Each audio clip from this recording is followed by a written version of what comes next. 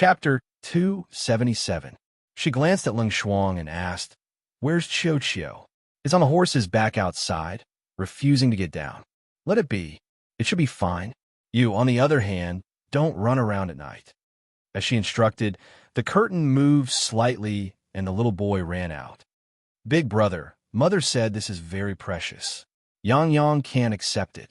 He handed the luminous pearl back to Fengjiu. Although he said that, the child had never seen such a thing before, and his eyes were filled with reluctance. Fengjiu smiled and said, "It's fine, just take it." As soon as he said that, the woman walked out with several red eggs. "There's nothing much to sir at home. Both of you have a red egg first." The woman's voice was soft and gentle as she looked at Yang Yang with motherly love. "Big brother, can Yang Yang really accept this pearl?"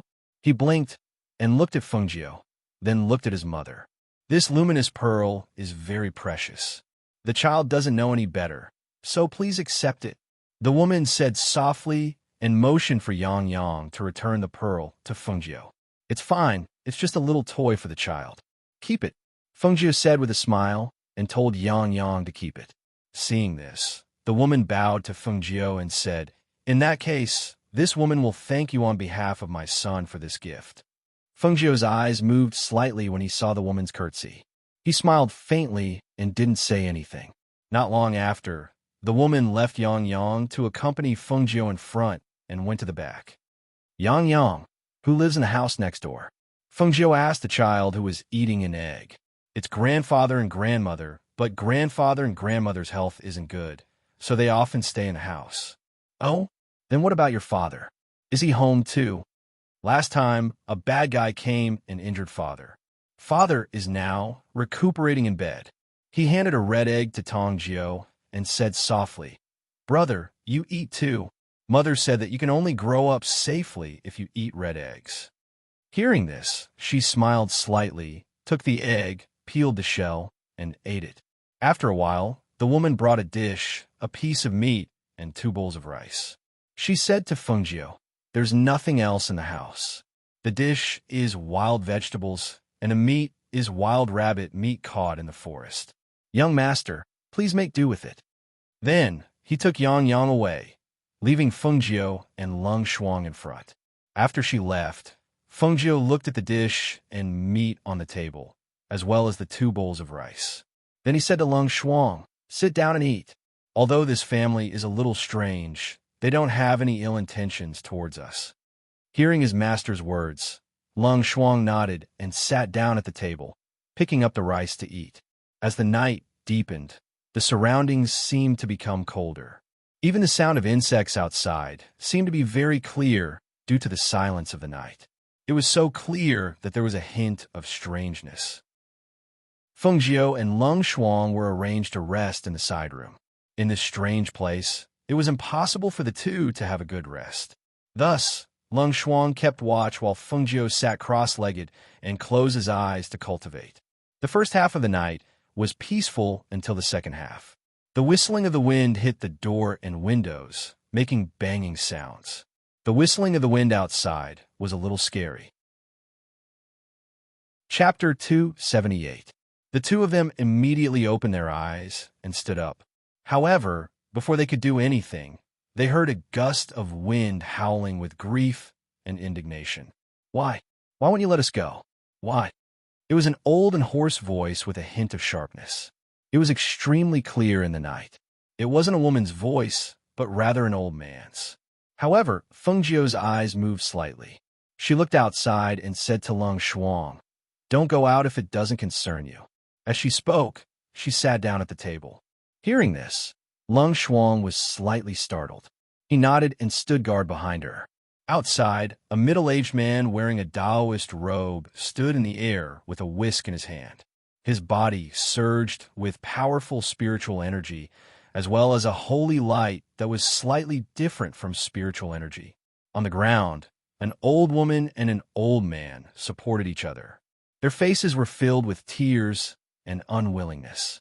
What filled their bodies was not rich spiritual energy, but waves of Yin wind. "Let you go? Ha ha ha, what a joke." The middle-aged man, standing in the air, laughed. Humans and ghosts walk different paths.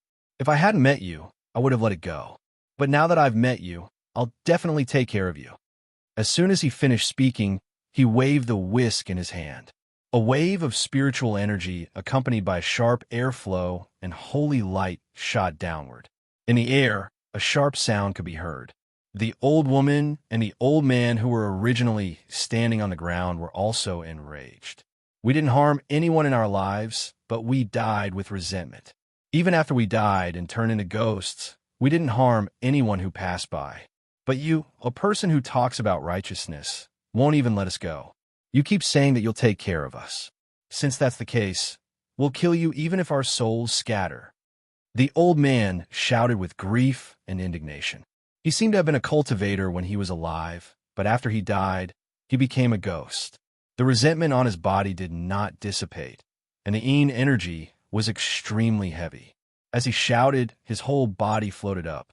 The claws on his hands grew longer and grabbed at the Taoist priest. In the room, Lang Shuang couldn't help but widen his eyes when he heard this. He looked at Feng Jiu and asked in a low voice, "Master, are these people ghosts?" Feng Jiu tapped on the table and said softly, "Not entirely. Not all." Lang Shuang was stunned. He suddenly remembered that his master said that only the child was normal. He couldn't help but ask, "Master, you mean that only the child is human?" "Yes," she responded and said, "Before I entered the door, I only sensed the aura of one person. It was that little boy. His parents and grandparents should all be dead, because I didn't sense any signs of life here other than us and the child. But how is that possible? If it's a ghost, why would it have a child with it?" Lang Shuang felt incredulous. In this world, there were people, immortals, and naturally there were ghosts. It was because of the existence of these three things that the three realms were formed. I didn't see the other three ghosts, so I don't know what they are. But Yang Yang's mother shouldn't be an evil ghost. She doesn't have any ill intentions towards us. Even the food we ate tonight was something that we can eat, and not the sand created by the ghost eyes. Hearing this, Lang Shuang remembered that when the woman served the vegetables and meat, she specifically said that they were wild vegetables and rabbit meat. Obviously, she knew that his master knew that she wasn't human. Master, then they're here probably for the child. Chapter 279. From the sound of it, there seemed to be another man's voice outside. The two guessed that it was Yang Yang's father. Thinking of this, Feng Jiu closed his eyes. No one knew what he was thinking. Then there was a knock on the door, followed by a soft call. "Young master." Hearing this voice, Lang Shuang cautiously moved forward and stood in front of Feng Jiu. "What's the matter?" Feng Jiu motioned for Lang Shuang to step back. "Young master, please open the door and let this woman in to talk." Hearing this, she motioned for Lang Shuang to open the door. Lang Shuang paused for a moment before opening the door. When she saw the woman outside, her palms turned cold. This woman was not a human, but a ghost. Thinking of this, she swallowed her saliva and took a step back. She was not afraid of a human, but a ghost. Feng Jiu looked over and saw the pale-faced woman carrying the sleeping Yang Yang in her arms. She knelt down in front of her with a plop. "Young master, what are you doing?" Feng Jiu frowned and looked at her tear-stained face. That old Taoist came again. He said he wanted to take us in, but in fact he came for my Yang Yang. Yang Yang was born with a spiritual pearl in his stomach, but the pearl could not be removed.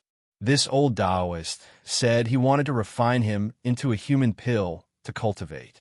We have no other choice but to come and beg young master. She sobbed softly and said, "I know that young master is not an ordinary person. You must have noticed that we are ghosts and not humans. However, although we are ghosts, we have never harmed anyone. We only stayed here for the sake of our child. Our family of 99 people is only left with Yang Yang. Young master, please help us." She sobbed softly. Her words were filled with helplessness and despair, which made Feng Jiu's heart sink slightly. She wanted to stand by and watch, but she couldn't resist her pleading. If she didn't help, not to mention these ghosts, even the child's fate would be full of misfortune. Although she was cold-blooded by nature, the child was innocent. How could she bear to watch with folded arms? Her gaze fell on the child who was sleeping soundly. It turned out that he had a spiritual pearl in his belly. No wonder, when she came in, she saw that the child was full of spiritual energy. Although his face was pale and thin, he was able to stay alive while interacting with these ghosts. It turned out that it was because of the spiritual pearl. After a slight pause, she looked at the woman and asked, "How do you want me to help you?" Hearing this, the woman was delighted and hurriedly said, "I only ask that young master take my son away and let him grow up safely. Lung Shuang, take the child." She ordered softly, implying that she had agreed. "Thank you, young master. Thank you, young master." She hurriedly thanked and handed the child in her arms to Lung Shuang with a smile. Looking at her sleeping son, her heart was filled with reluctance. She looked deeply at the child and said to Fengjiu, "Young master, quickly leave from the back." With that, she ran out. Lung Shuang, who was holding the child, was startled and asked, "Master, are we really taking him back?" She did not think that her master would really help that ghost. "Our family doesn't lack food. If we take him back, we'll take him back. What's the big deal?" Fengjiu said disapprovingly. "He has lost his parents and family at such a young age. He is quite pitiful." Lung Shuang looked at the sleeping Yang Yang with pity in her eyes. She and her younger brother depended on each other for survival. Her younger brother was taken care of by her, but this child had lost his family at such a young age. She could not help but feel pity for him. Chapter 280. Look after the child. I'll go out and take a look, she said to Lung Shuang and walked out. When he opened the door, he saw the ghost lying on the ground, screaming miserably. Streams of glowing air whizzed down from the air and whipped the ghosts, producing sharp whooshing sounds. When she saw the ghosts on the ground become very faint, as if they would disappear at any time, her eyes flickered. She raised her head and glanced at the Taoist priest who was waving his horsetail whisk. She moved her fingers, and a silver needle appeared between them. With a whoosh, the needle shot toward the man in the air. Whoosh! The silver needle was swept away by the Taoist priest's horsetail whisk, and he also stopped whipping the ghosts. Instead, he glared at Fengjiu and shouted in a deep voice, "You little brat, who are you? How dare you associate with ghosts? You really deserve to die." As he spoke, he waved his horsetail whisk, and a stream of airflow attacked Fengjiu. Whoosh! Fengjiu calmly dodged the murderous aura. He glanced at the Taoist priest and said, "You used a killing move right from the start. Could it be that you also think I'm a wandering ghost?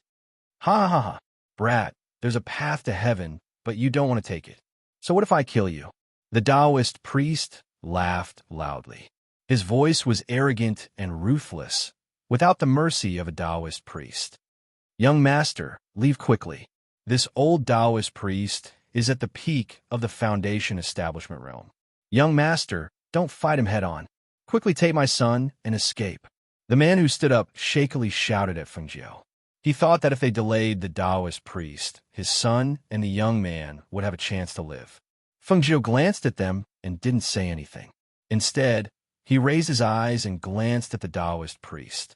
A faint smile appeared on his lips. "Many people wanted to kill me along the way, but in the end, I killed them all." Her voice was lazy and indifferent. She really didn't care about a mere peak of the Foundation establishment realm cultivator. "If you leave now, I can spare your life." She looked at the Taoist priest in the air and said with a serious expression.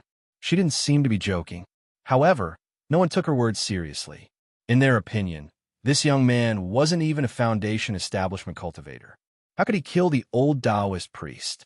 The old Taoist priest thought the same, and thus, when he heard her words, he laughed disdainfully. You? I'm afraid you don't." Before he could finish his sentence, he saw the red-robed man, who had been lying on the ground, suddenly rise up. A long sword with a cold light appeared in his hand. The red-robed man's eyes flashed, and in the next moment he felt a pain in his chest. His entire body stiffened, and he looked at the red-robed man and the sword in his hand in shock and disbelief. Ching foam sword. You! Bang! Feng Jiu kicked the old Taoist priest and pulled out his sword. He looked at the old Taoist priest who was falling to the ground and sneered. I told you to leave, but you didn't. This is your fate. The old Taoist priest died before he could take a breath. Even in death, he didn't know who the young man in red was. Why was he holding the green-edged sword? He couldn't understand how a foundation establishment cultivator like him could be killed by a young man who hadn't even reached the foundation establishment realm. He couldn't accept that the young man attacked him without saying anything. He died with regret. Chapter 281. Feng Jiu wiped the Qing Feng sword clean and put it back into the sword sheath with a whoosh. She walked forward and took everything from the Taoist priest. She didn't even let go of the whisk because it was a magic weapon. Even if she couldn't use it, she could sell it for money. Thank you, young master. Thank you. The sound of gratitude behind her made Feng Jiu turn around and see the four spirits kneeling on the ground with a face full of excitement. Get up. I still have something to ask you. She shot out a flame from her hand and burned the Taoist's body. Yes, what does young master want to ask? They helped each other to stand up. Their bodies were slightly translucent, and their souls seemed to be unstable. Feng Jiu looked at them and said, Ghosts are ghosts. I want to know, how did you manage to keep your souls from dispersing? If one of you condensed into a spirit due to hatred or worries, it would make sense, but you were a family of four, right? How did you all manage to keep your souls together? Young master, please follow us. As the four spoke, they brought her to the back of another house and dug out a piece of reddish-brown wood from the ground. To tell you the truth, young master, the reason why we were able to condense our souls and prevent them from dispersing was because 2 years ago, a Taoist priest asked for a cup of water to drink, and we made him a vegetarian meal. He said that we had no evil in our hearts and only had good intentions. Seeing that my grandson Yang Yang was still an infant, he gave us a piece of divine soul wood so that we could rest in it and nourish our souls. He repeatedly told us not to harm anyone. For the past 2 years, we have kept this in mind day and night. We have been grateful and did not dare to do any evil. However, we did not expect that we would be targeted by that Taoist priest. Hearing this and looking at the God Soul wood, she finally understood that there was such a thing. Then, she asked again, since that Taoist was kind and you were spirits, why didn't you hand Yang Yang over to him? We did. This time, it was a young man who spoke. He looked at Feng Jiu and said, at that time, we asked that master to take Yang Yang away. After all, as ghosts, it's inevitable that we'll be tainted with yin qi. We were afraid that it wouldn't be good for the child to be with us. However, the master declined and said that when the time is right, there will be a benefactor to help. After tonight, we found out that the benefactor the master was talking about is actually young master. Feng Jiu rubbed his chin and thought to himself, is there really such an expert in this world who can calculate? That Taoist is dead. What do you plan to do next? She looked at them and asked, young master, please take Yang Yang away. We're ghosts. We can't be with him. The woman sobbed. Even though she was reluctant, there was nothing she could do. Young master, please take our grandson away. We can only repay young master's kindness in our next life. The old man and the old woman bowed to Feng Jiu.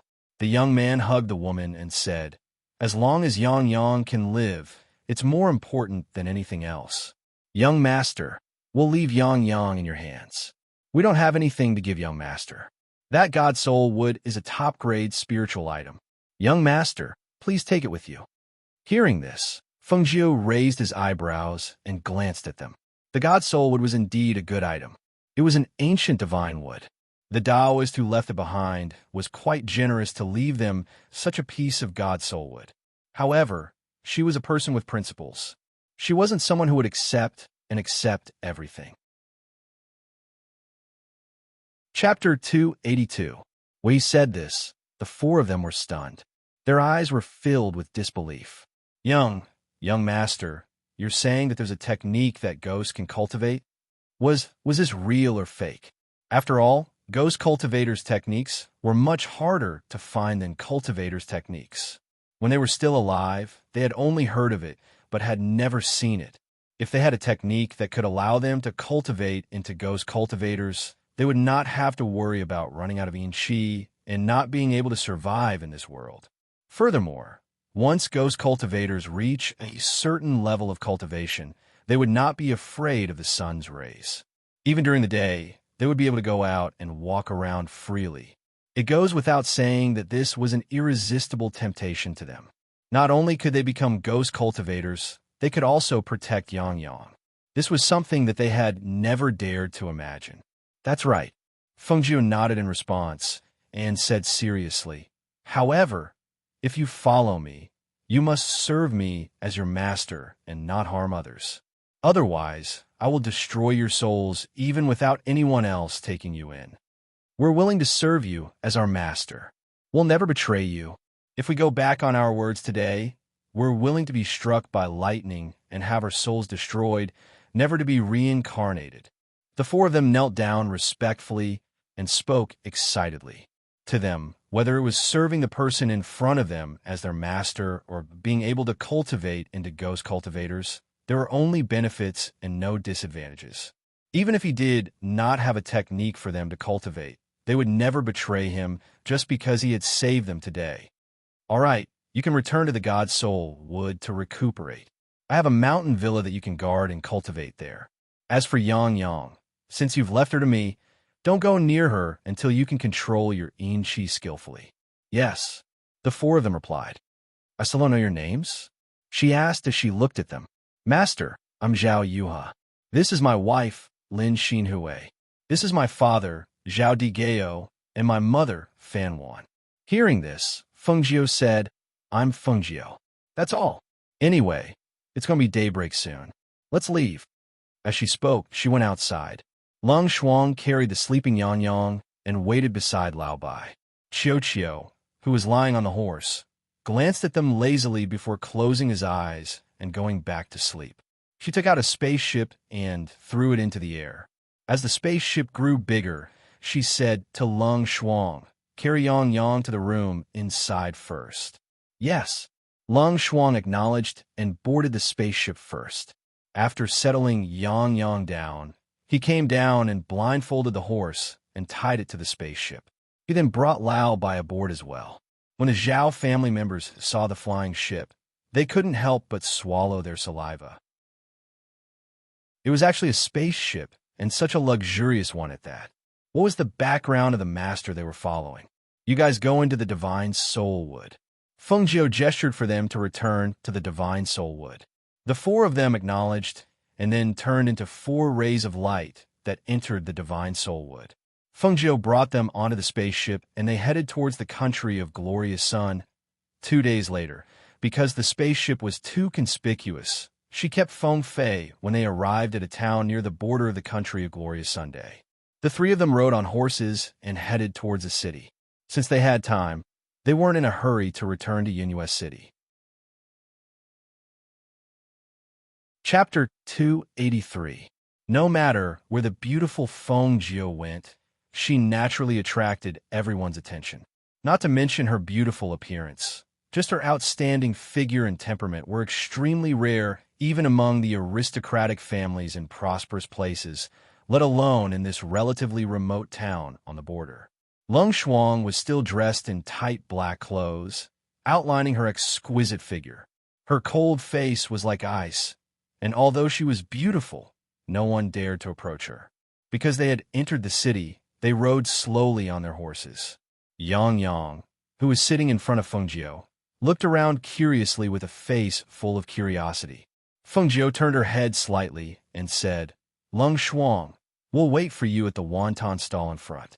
Go buy some dry rations so we can eat on the way. Also, buy some pastries and snacks for Yang Yang." "Yes." Lung Shuang responded and rode forward with her legs clamped on the horse. Fengjiu and Yang Yang went to the wonton stall, not far ahead, and ordered 2 bowls of wontons to eat as they waited. "Elder Sister Feng, the city is so beautiful. There's so many things that Yang Yang has never seen before." The little guy looked at her with bright eyes, and his entire body was filled with joy. "Elder Sister's house is even more beautiful." She smiled and rubbed his little head, saying, "Hurry up and eat. Once you're done, we'll be on our way." In. The little guy nodded excitedly and used a spoon to eat his wontons. Along the way, Yang Yang's obedient and sensible behavior made her very fond of him. She couldn't help but reveal a gentle smile when she saw him leaning his little face against the big bowl and eating the wontons in such a cute and adorable manner. On the second floor of the restaurant opposite the wonton stall, a man in a navy blue robe stood by the window with his hands behind his back. He inadvertently glanced at the beautiful woman in a white dress at the stall and saw the gentle smile on her slightly tilted face. With just one glance, he could not move his eyes away. So beautiful! Even though he had seen many beauties, he had to admit that this white-clothed woman really gave him a breathtaking feeling. Looking at her sitting in that simple and crude place, her posture was languid and casual, but under her languid and casual attitude, there was a calmness and elegance that could not be ignored that came from her bones. Perhaps because she sensed that he was looking at her, the smile on the woman's face disappeared, and she looked up at him. When their eyes met, his heart trembled slightly. What a beautiful pair of eyes! Her clear eyes were deep and bottomless, yet they concealed a fierce sharpness. Originally, when he looked at her, he thought she was only a delicate and peerless beauty, but this glance allowed him to know that this woman was absolutely not an ordinary person. Her gaze had an intimidating aura. Her clear eyes were cold and indifferent. She didn't avoid his gaze, nor was she bashful. She met his gaze with scrutiny.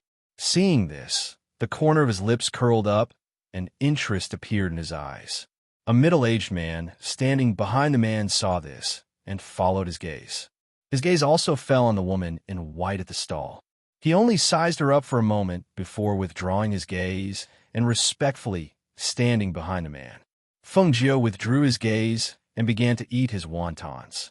The man's aura was extraordinary, and she guessed that he was not an ordinary person. She was just passing by and didn't want any accidents to happen on the way, so she didn't pay any attention to the man.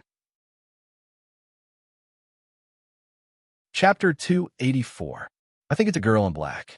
She's quite pretty, but it's a pity that she ran into that pair of siblings. Let's go and take a look. No one in our city has ever dared to compete with them. I'm guessing that she's from another city. Her phoenix eyes flashed when she heard those words. She looked in the direction where the crowd had run off to watch the commotion. She paused for a moment before asking, Yang, are you done eating? I'm full, but I haven't finished eating. What should I do? The little fellow couldn't bear to waste food and was still drinking soup. He looked at the remaining wontons in his bowl with a reluctant expression. Feng Jiu chuckled when she saw this. She rubbed his head and said, Don't eat any more if you're full. Don't overeat. There will be pastries later. She smiled as she paid the bill. Then, she held his hand with one hand and Lao Bai with the other and walked towards the crowd. Master, are you interested in that girl? Do you want me to invite her over? The middle-aged man on the second floor asked when he saw that his master's gaze was following the girl in white. The man standing with his hands behind his back turned around and glanced at him when he heard this. He said, Do you think you can invite her over? The middle-aged man was stunned when he heard this. He asked in confusion, Master, what do you mean? How could he not invite a girl over? Furthermore, with his master's status, it would be too easy for him to invite that girl over. The man didn't say anything. When he saw the white figure walking towards the crowd, he turned around and walked down the stairs, intending to follow and take a look. The middle-aged man hurriedly followed after him when he saw this. In an empty space surrounded by the crowd, a thin man was being pressed down by a fat woman. He couldn't get up for a long time because the fat woman's weight was all on him. His entire face was flushed red, and even breathing was difficult for him. Quick, get up quickly. The man tried to push the fat woman up, but he couldn't move her at all. Whoa, brother, my chest hurts. She kicked me in the chest. It hurts so much. It hurts so much that I can't stand up. The fat woman was lying on her back, facing the sky. Because her brother was below her as a human cushion, she didn't feel any pain when she fell. But because her chest was kicked, she couldn't catch her breath. She didn't even have the strength to stand up. Lung Shuang, who was dressed in black tights, coldly glanced at the two men. When he was about to leave with his horse, he saw his master standing in the crowd with Lao Bai and Yang Yang. He immediately walked towards her. Master, everything has been purchased. Fengjiu glanced at the two on the ground and nodded. Then let's go. She carried Yang Yang on a Lao Bai's back and climbed up as well. Her legs clamped around Lao Bai's abdomen as she let out a low shout and charged forward. Lung Shuang also jumped onto his horse and followed behind her. Seeing the two women leave on their horses, the surrounding people couldn't help but be stunned. They only felt that these two people were really gutsy, beating up the two local rich people and leaving just like that. Seeing this, the eyes of the man in the crowd lit up.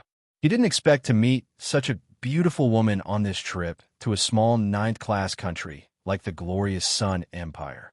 Seeing the white figure gradually disappear into the distance, he didn't stop and chased after the figure in front of him. Chapter 285. Fengjiu rode on Lao Bai's back. Because they were on the main street, their speed wasn't fast. She didn't ask Lung Shuang what had happened earlier. It was as if the previous scene had never happened. She didn't care. Actually, it wasn't that she didn't care. She knew that Lung Shuang was fine, so there wasn't anything that she should care about. Mistress, someone is following us. Lung Shuang, who was riding beside Fengjiu, spoke up. His eyes were like frost as he looked at the man who was following them unhurriedly. Let's go. Don't worry about him. Fengjiu said nonchalantly. She didn't need to turn around and know that it was the man who had been upstairs earlier. The man's invasive gaze made it difficult for her to ignore him. If he dared to follow them, then so be it. She wanted to see how he was going to follow them. Where are the snacks I asked you to buy for Yang Yang? Give me some.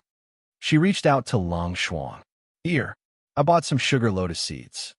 Lung Shuang handed her a small bag.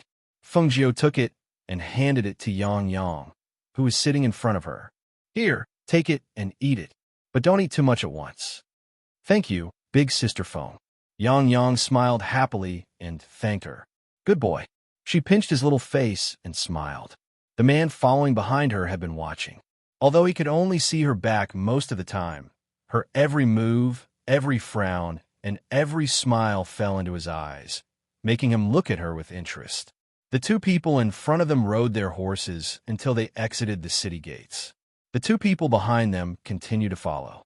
The difference was that after exiting the city gates, the two of them flew on their swords and were less than 10 meters behind Fengjiu. Fengjiu didn't take them seriously, and Lung Shuang didn't pay any attention to them either, because they just followed her and didn't do anything else.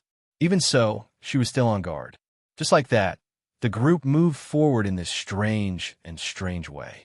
Fengjiu, who was at the front, gently raised her hand to tuck a strand of hair behind her ear. Feeling the light breeze blowing against her face, a faint light flashed across her eyes, and the corner of her mouth curled up into a strange smile. About the time it takes for half an incense stick to burn past. Suddenly, the sound of two heavy objects falling to the ground and two muffled groans came from behind. Bang! Bang! Yes! Lung Shuang had been paying attention to his back the entire time, so when he saw the flying sword fall from a height of more than 2 meters without warning, he couldn't help but feel a little surprised. She looked at her master and saw the smile on her master's face. Only then did she understand that it was her master who had done it. Master, are you all right? The middle-aged man's expression changed slightly. He was extremely shocked by the sudden disappearance of his spiritual aura. After falling to the ground, he didn't care about the mud and dust on his body and hurriedly looked around vigilantly. The man was also extremely shocked. He looked in astonishment at the white figure in front of him, who had turned around on her horse. He only felt that it was inconceivable. He had been careless. He didn't think that this woman would have such great ability. She didn't even need to turn around or attack them, but she was able to make them lose all their spiritual aura without them noticing. Could it be that she was a pharmacist? But that was impossible. How could a small ninth-ranked country like the glorious Sun Empire produce such a noble pharmacist? Then, there was only one other possibility. Chapter 286. Fengjiu sat on Lao Bai's back and looked down at the two men on the ground. His voice was lazy and cold. You better not follow me. Otherwise, it won't be so simple next time. After giving the warning, he turned around and clamped his legs around Lao Bai's abdomen as he shouted. Lao Bai quickly ran forward. Lung Shuang immediately rode his horse and chased after him. Not long after, the two disappeared from the sight of the two men on the ground. Master, this woman is indeed not an ordinary person. The middle-aged man saw them riding away and could not help but breathe a sigh of relief. To be able to take down the two of them so silently was really out of his expectations. The man laughed, and a dark light flashed across his eyes. I told you she was not ordinary. This proves that my taste is not bad. I'm just glad that she didn't try to kill us. Under such circumstances, if she wanted to kill them, they would most likely be doomed. The man glanced at him and said, She doesn't even know who we are, and we have no grudges with her. Why would she kill us? His voice paused, and the corners of his lips curled up. A determined look appeared in his eyes as he said, I just didn't expect that a small tier 9 country like the country of Glorious Sun would have such a beautiful woman. It's really unforgettable. Yes, in just a short encounter, this woman had aroused his desire to have her. The first thing that attracted his attention was her peerless beauty, followed by her temperament, as well as the hidden sharpness in her eyes. What he did not expect was that she would be able to take down the two of them without making a sound, and without any effort at all.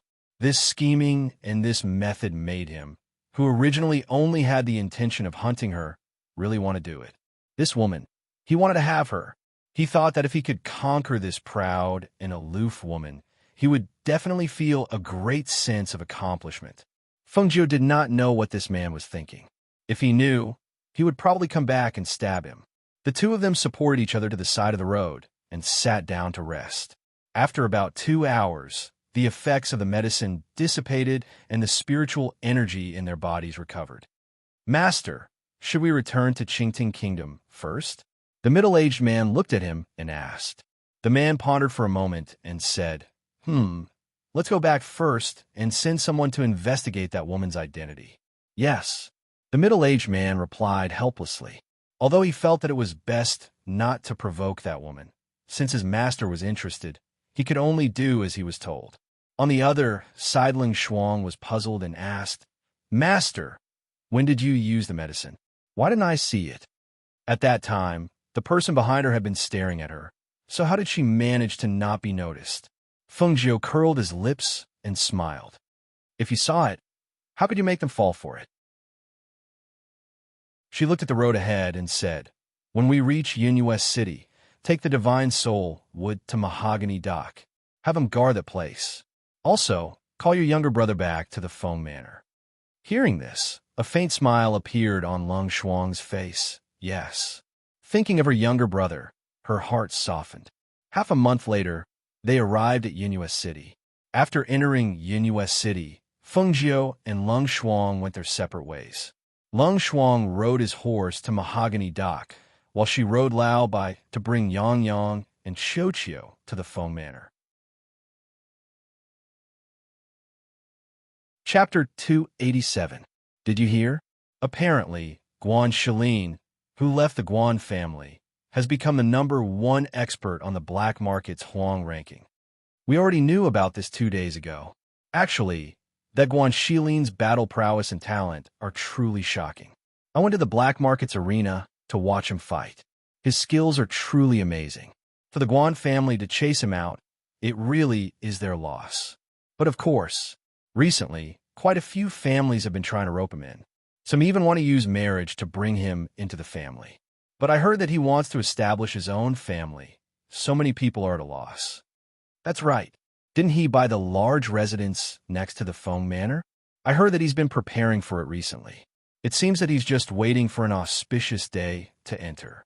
Then the Guan family is probably dying of regret. That's for sure.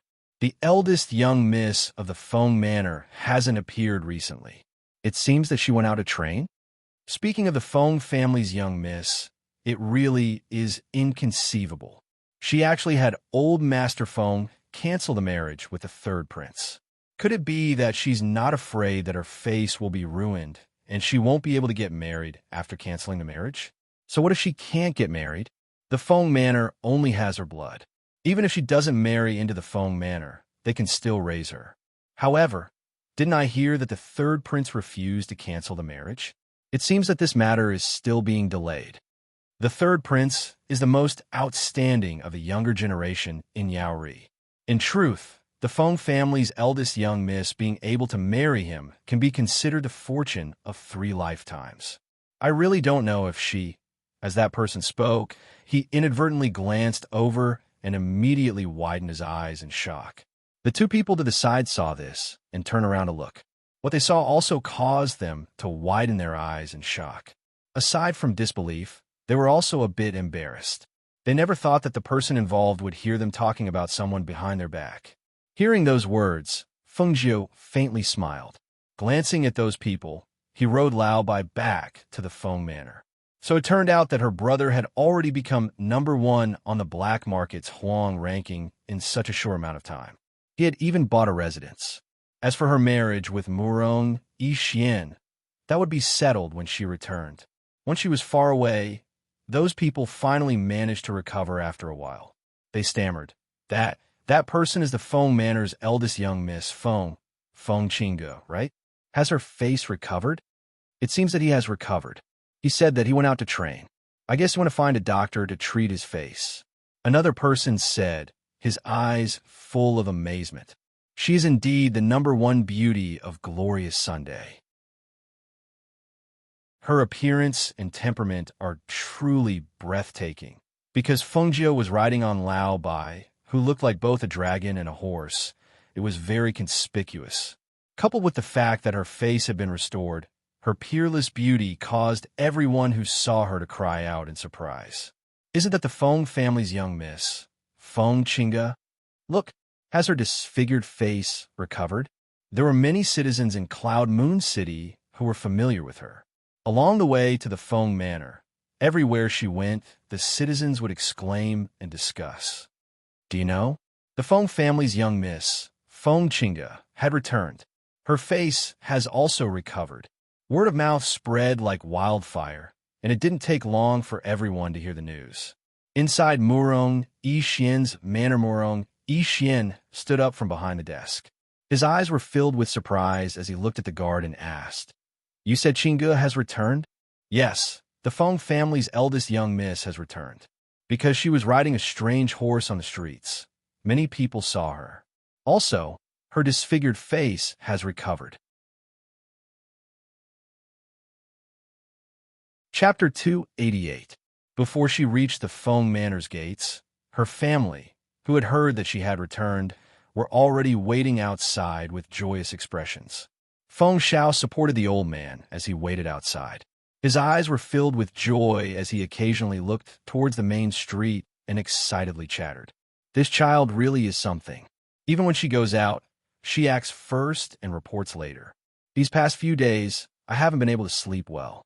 Every day, I've been worried about whether or not she would run into any danger outside.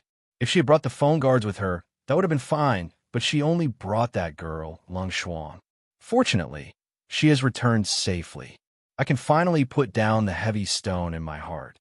TSK, you only have this bit of ambition. The old man glared at him, but his face was filled with a smile. The joy and excitement that came from the bottom of his heart infected everyone at his side, causing everyone to look forward to the eldest young miss return. She's coming, she's coming.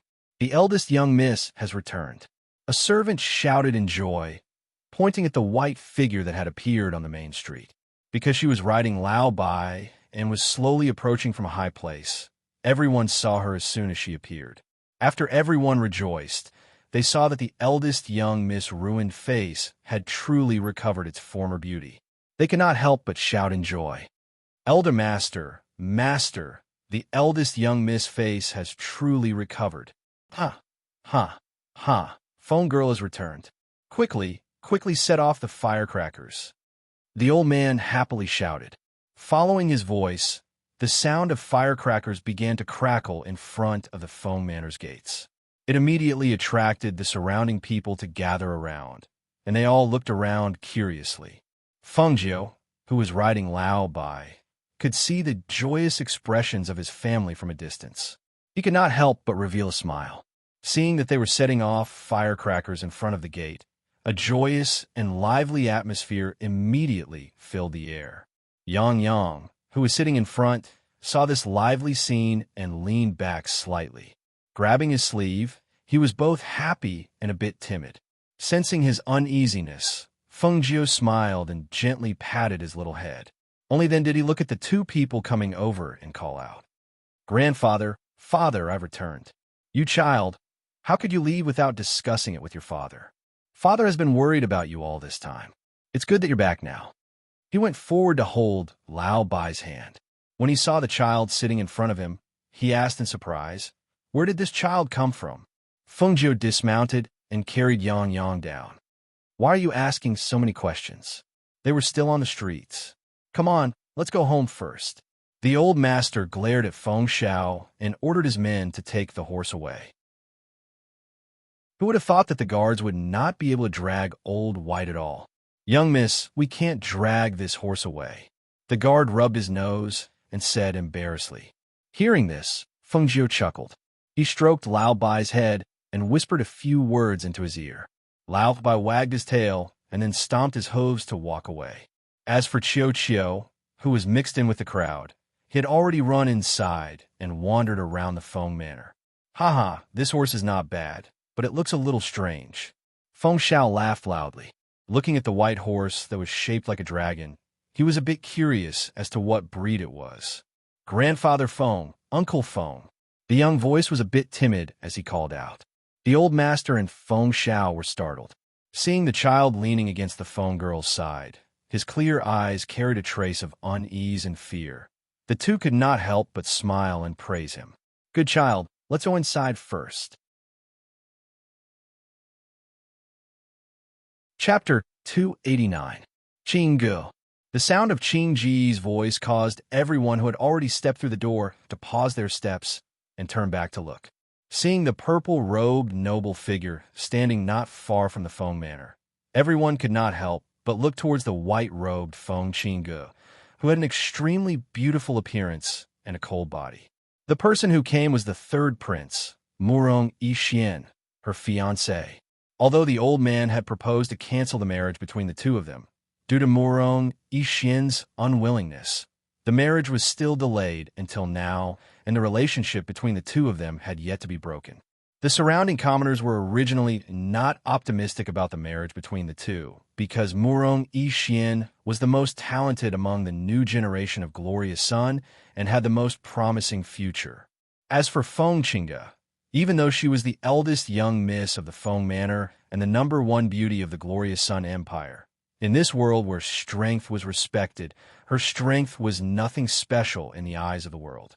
In fact, even some of the children of the first wife of the family were more talented than her, not to mention the fact that her face had been completely disfigured.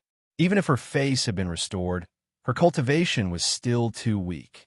In the eyes of the crowd, she was still not worthy of Murong Yixian. After all, the person standing next to a favored son of heaven must be a woman with first-class appearance and strength. "You all go in first." She handed Yang Yang to her grandfather and let them go in first.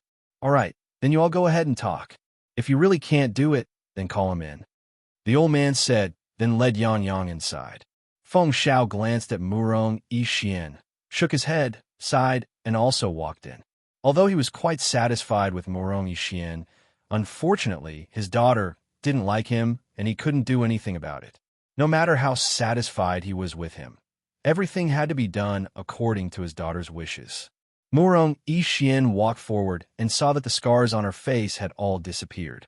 Her complexion had returned to its previous smooth and flawless appearance. Looking at such a beautiful but distant her, his heart ached slightly, but a gentle smile appeared on his face. "There's a tea house not far ahead. Let's go and have a drink."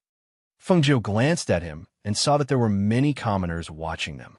He nodded and followed him to a room on the second floor of the tea house, not far away. In the room, the atmosphere was slightly stiff. There was no intimacy between lovers, no shyness, and no infatuation. The two of them sat at the table and Murong Yixian poured tea for her. Looking at her indifferent and distant expression, he narrowed his eyes slightly to hide the pain in his eyes and stared at the tea in his hand. Grandfather Feng went to find my father to ask about canceling the marriage, but I didn't agree. Feng Zhou picked up the teacup and took a sip. When he heard this, his eyes moved slightly. He glanced at him and said, "I've already told you about the engagement. We're not suitable for each other. There's no point in dragging it out." Not suitable? He raised his eyes to look at her in different expression and smiled bitterly. We can be said to be childhood sweethearts. How can we not be suitable? I know you must be angry because I didn't recognize you back then. I also know that it was my fault. But Chinga, can't you give me another chance? Feng Zhou shook her head with a smile when she heard this. Her clear eyes were sharp as if she had seen through everything, and her clear and unhurried voice sounded out from her mouth in a neither fast nor slow manner, and it struck mercilessly at his heart. Chapter 290. Hearing this, Murong Yixian's hand trembled as he held onto the teacup. Under her gaze, he slowly lowered his gaze, and his face paled slightly. Seeing his expression, she tugged at the corner of her mouth and said, "Since you know, why pretend that you don't know anything? Perhaps the previous Feng Chinga had fallen in love with you, but I, Feng Jio, will not. You are like a stranger to me, so I must cancel this marriage." Feng Jio? He raised his eyes and looked at her. "That's right, I'm Feng Jio. I can also be called Feng Chinga, but I'm definitely not the Feng Chinga who had fallen in love with you." Hearing this, his lips moved as if he wanted to ask something, but in the end, he did not ask anything. He brought the teacup to his lips and took a sip, calming his heart. After a long while, he said, "I understand. I agree to cancel this marriage. That would be for the best." The corner of her lips curled up, revealing a smile. Seeing her face overflowing with joy, his eyes flashed and said, "I want to get to know you again." Under her stunned gaze, he revealed a gentle smile. "You're right. The first time we met in the restaurant, the second time we met in the Peach Blossom Cove, and the second time we met on the street, you stunned me and made my heart beat faster. I was unable to forget you, so even if the marriage is canceled, I will still pursue you." Feng Jio shook her head and stood up, smiling. "I advise you not to waste your time on me. Go and cultivate properly." After leaving behind these words, she left. She was very clear that she would not fall in love with someone like Murong Yixian. Although he was very outstanding, he was not suitable for her. Seeing her turn and leave, he did not stop her because he knew that as long as he was strong enough and outstanding enough, then there would come a day when she would be his woman. In this world where strength was respected, the strong would be respected and the weak would not be able to survive. Even if she had the Feng manor behind her, this world was so big that there would come a day when she would know that only the strong could protect her. And she was right. He didn't need to cultivate diligently. The glorious Sun Country was only a stepping stone for him. He would not spend his entire life here. Outside, there was a wider sky for him to soar in. Feng Manor Fengjiu heard Guan Shilin's voice before he even entered the living room. "Why isn't Xiaojiu back yet? That Murong Yixian is really something. It's really boring for a man to be so wishy-washy." "Who said I didn't come back?" She walked in with a smile. Guan Shilin, who was sitting down, greeted her happily as soon as he saw her. "Xiaojiu, you're finally back. I rushed back as soon as I heard that you were back. You're about to enter the residence. How can I not come back?" she said with a smile, but when she didn't see Yang Yang in the hall, she asked, "Grandfather, where's Yang Yang?" "He's tired. I've asked the servants to take him to rest." The old man smiled and said, "I've instructed the kitchen to make a few dishes that you like. Come and have a few drinks with us before returning to the courtyard to rest." When Feng Xiao heard the old man's words, he frowned in disapproval and said, "Father, Qing Gu just came back. She must be exhausted. If she wants to drink, let her rest first, right? Look at her. She's lost so much weight after going out. She must have suffered a lot outside and didn't rest well." Hearing this, Feng Jio smiled and said, "It's fine. I won't."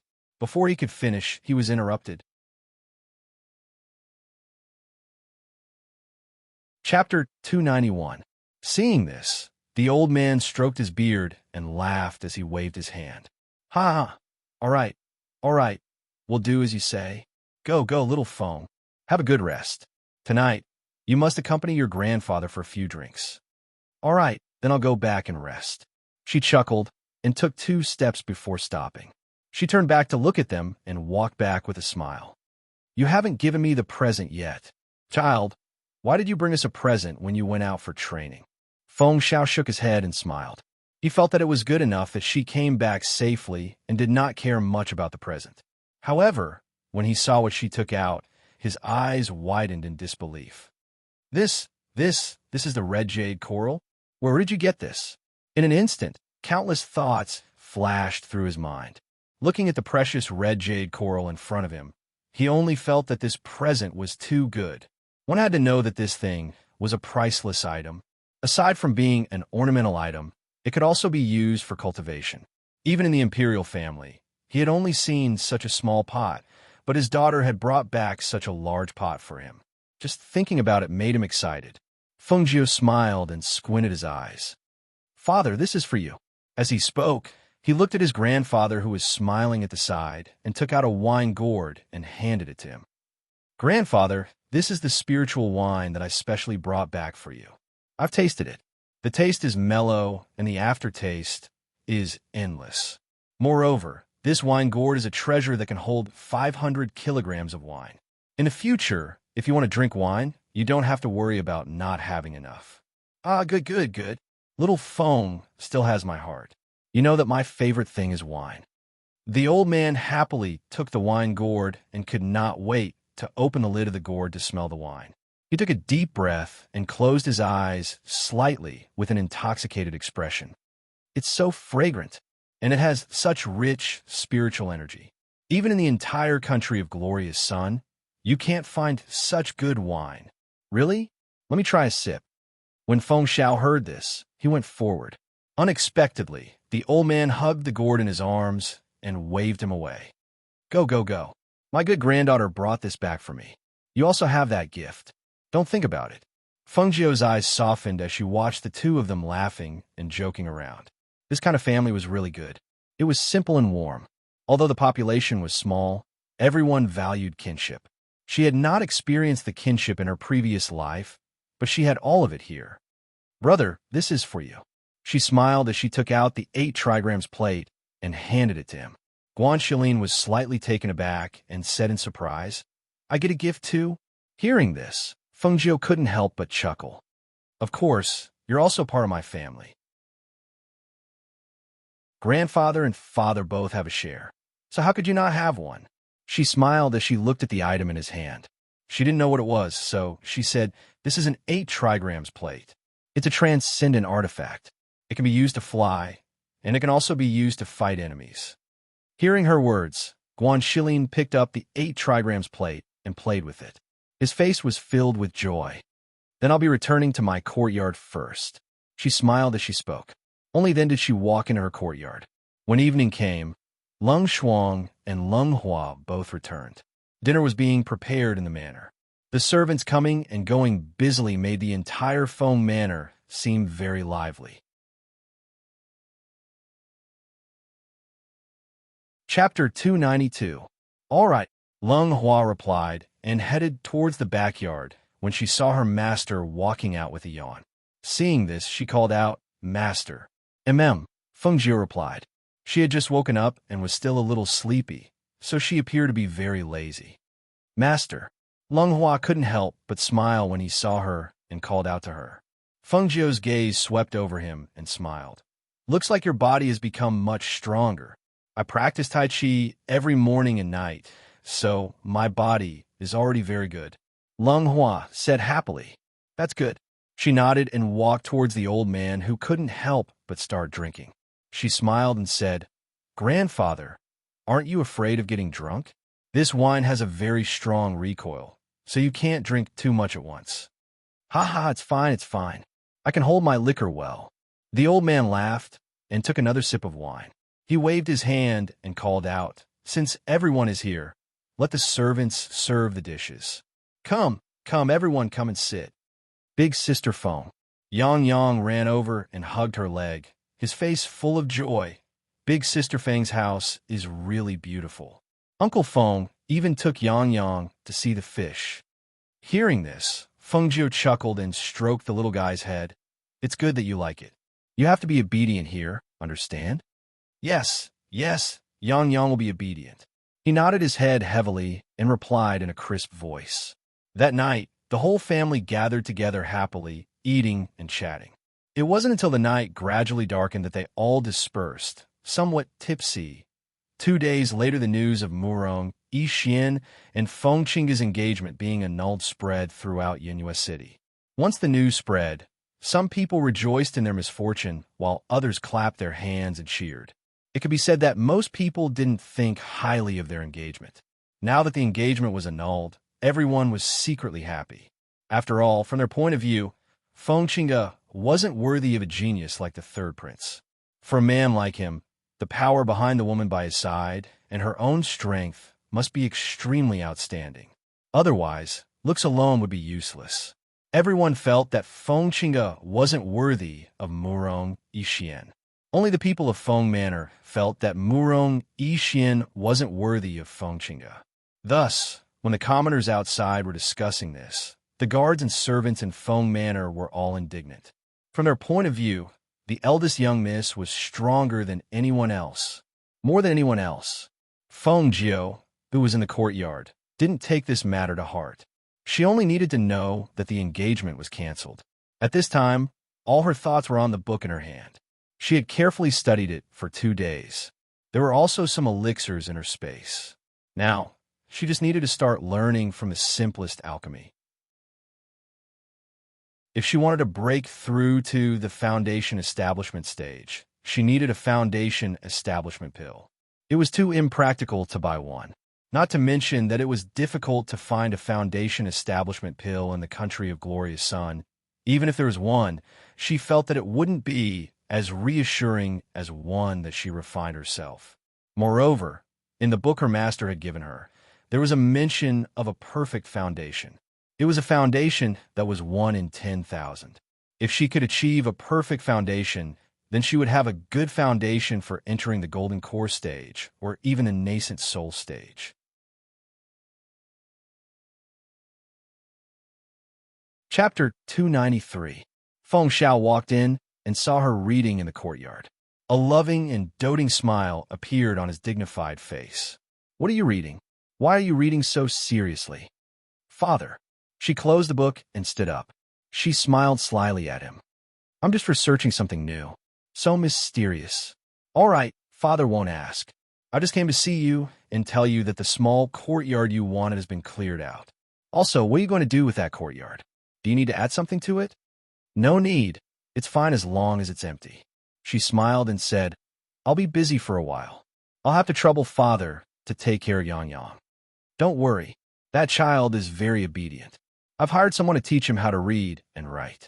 After a while, I'll teach him the horse stance to build a foundation. Let's go.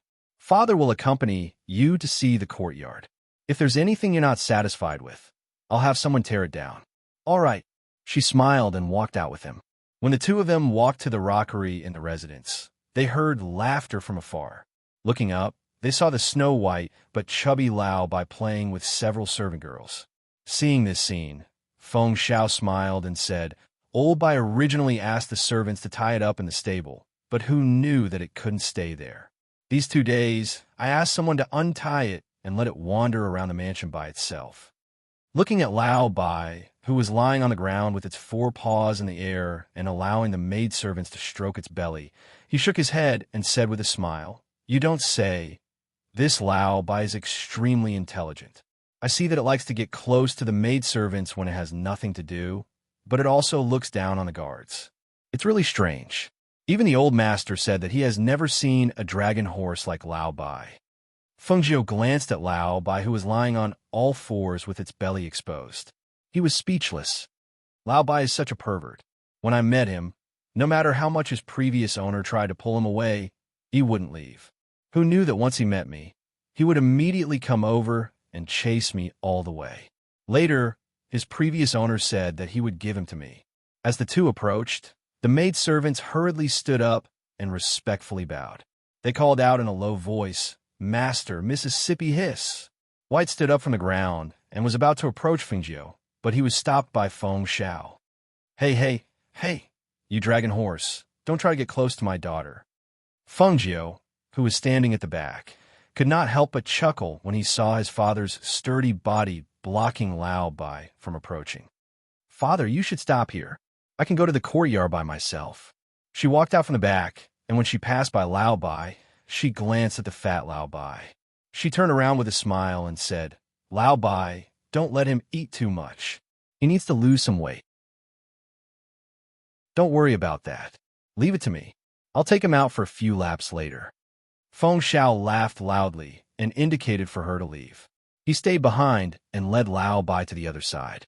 After Fengjiu arrived at the courtyard, he took out the alchemy cauldron and some elixirs that he had swindled from the Yama Lord.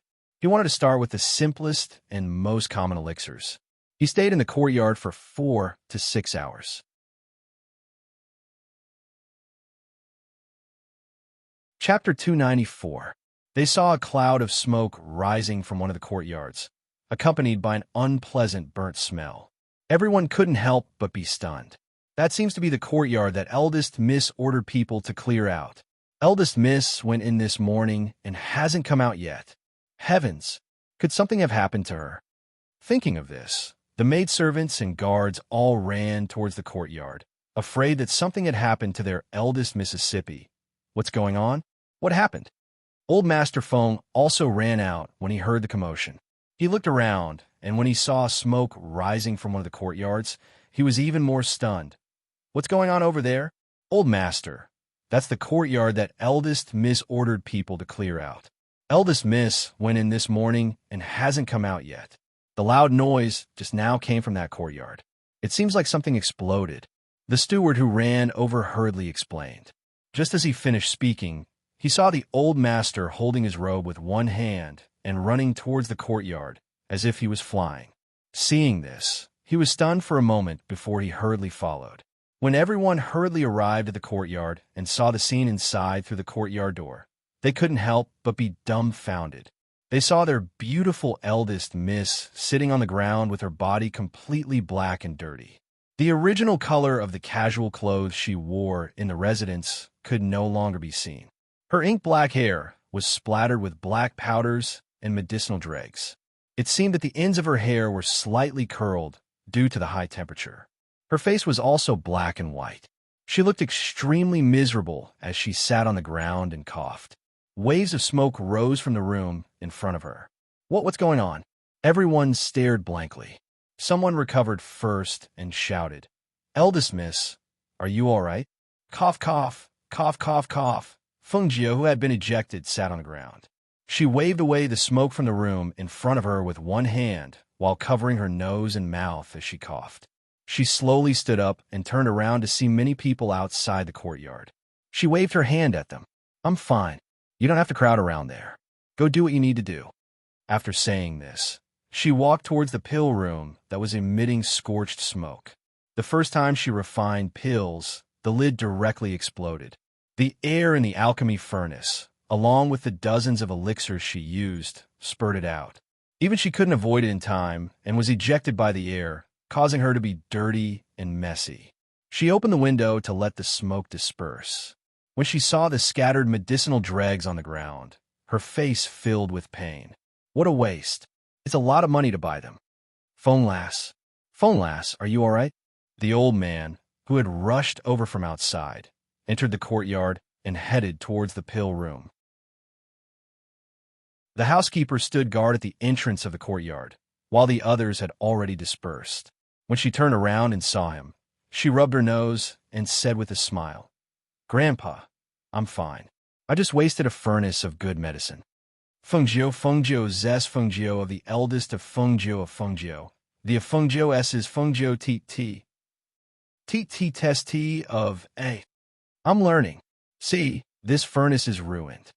She helplessly shrugged. It's easy to talk about it on paper, but it's difficult to implement it.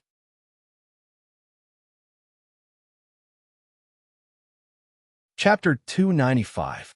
Yes, I can definitely do it. She smiled slyly and said, But grandfather, no one is allowed to enter my courtyard. Go back and tell the servants that even if it's my father, it's best not to let him in. Haha. All right, that's not a problem. Your father took old White out for a stroll and isn't in the estate right now.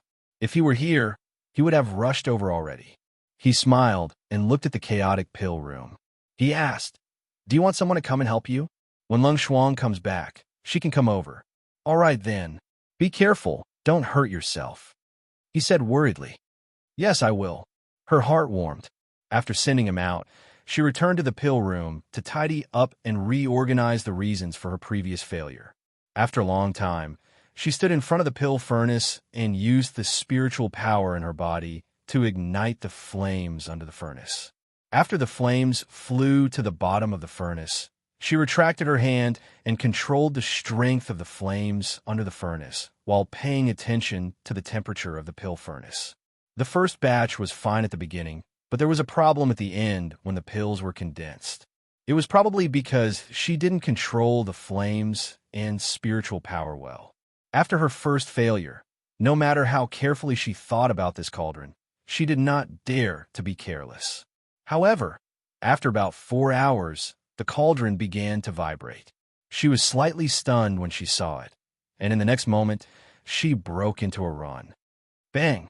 Smoke filled the courtyard again. This time, the people in the estate were only stunned for a moment before continuing to do their own things. This was because the old master had said that they didn't need to care about the eldest Mrs. Courtyard and didn't need to look. However, they were still curious. What was the eldest miss doing in there? Why was there another explosion? As for the pill room, Feng Jiu was really going all out. She rested in the courtyard for a while and watched the smoke dissipate. Then she walked in again. This time, even the pill furnace fell down. Seeing this, the corner of her mouth twitched. It was a good thing that the things she used to trick the Yama Lord were all first class. Otherwise, it would have been destroyed long ago. This competition lasted until evening. However, an entire day had passed, and she hadn't been able to refine a single pill. Moreover, she had wasted a lot of spiritual herbs, so she didn't have enough left in her space. When Lung Shuang, who had just returned to the mansion, heard a loud bang, her footsteps paused slightly. Seeing that the guards and maidservants in the mansion were all used to it, she looked towards the remote courtyard and thought to herself, It should be Master refining elixirs, right? When he arrived outside the courtyard, he saw his master coughing from the smoke. He called out, Master, I'm back. She went to the black market today, but was delayed by something. Lung Shuang, it's good that you're back. She walked up to the door of the courtyard, took out a prescription and a crystal card, and handed them to her. Go to the black market and buy me 20 portions of each of the spiritual herbs listed here. I want 30 portions of the scarlet grass on the top. There's money inside, take it and buy it. Yes. Lung Shuang didn't ask any more questions. He took it and quickly went to the black market again. What no one expected was that she was so focused on refining pills. She failed again and again, but tried again and again. She didn't give up, only stubbornness. She only thought that she didn't believe that she couldn't refine a batch of high-quality pills.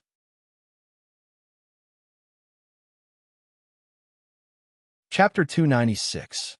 Father, do you think that child, Chinga, has been inside for 3 days and 3 nights?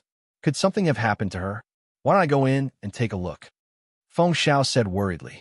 He, who was standing outside the courtyard, was stopped from entering. Therefore, he did not know what the situation in the room was like. Master Feng glanced at him and said, Can't you see that I'm also standing here and waiting? Little Feng said that no one is to go in and disturb her. She'll come out when she wants to.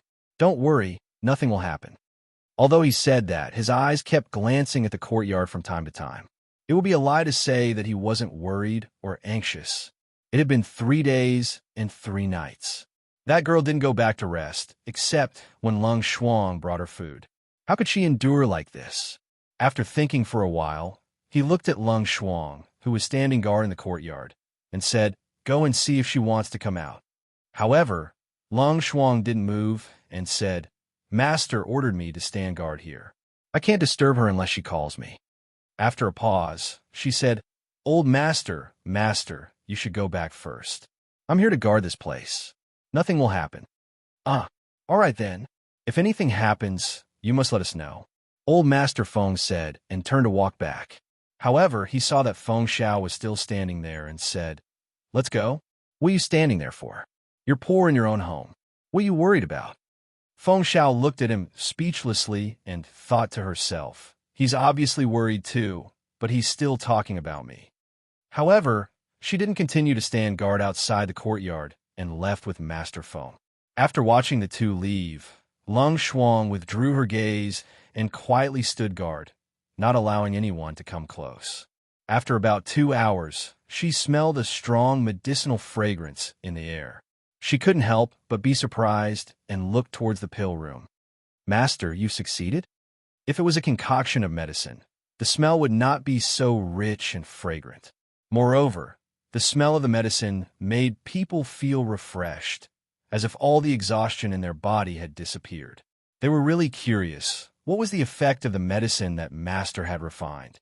However, at this time, in the elixir room, Feng Jiu, who was dirty and had sweat on her forehead, held her breath and controlled the last flame to condense the pill. Although she smelled the fragrance of Chinese medicine in the air, she did not dare to be careless. It wasn't until the final step of condensing the pill that she heaved a sigh of relief. However, she was startled by a sudden bolt of lightning that fell from the sky. Boom! The first bolt of lightning struck down from the sky with a loud rumble. It penetrated the house and struck the pill furnace. She was so shocked that she immediately retreated. Her eyes widened in astonishment and shock. This is Dan Chung attracting lightning. She was shocked and astonished. She raised her head in disbelief to look at the hole in the roof. Through the hole, she could see the clouds in the clear sky and the rumbling of thunder. Oh no! Thunder in the middle of the day, with such a big commotion, it will definitely alarm everyone. She muttered, her mind working quickly. Boom! When a second bolt of lightning struck, it was just as Feng Jiu had said. The sudden thunder in the middle of the day alarmed all the factions in Yinhua City. Even a monarch in the imperial palace was alarmed. No one sent anyone to investigate. Instead, they all moved out and rushed towards the source of the lightning. When Master Feng in the Feng Manor heard the sound of the lightning, his expression changed greatly. He could be considered an experienced old man and naturally knew how big of a matter it was to attract lightning.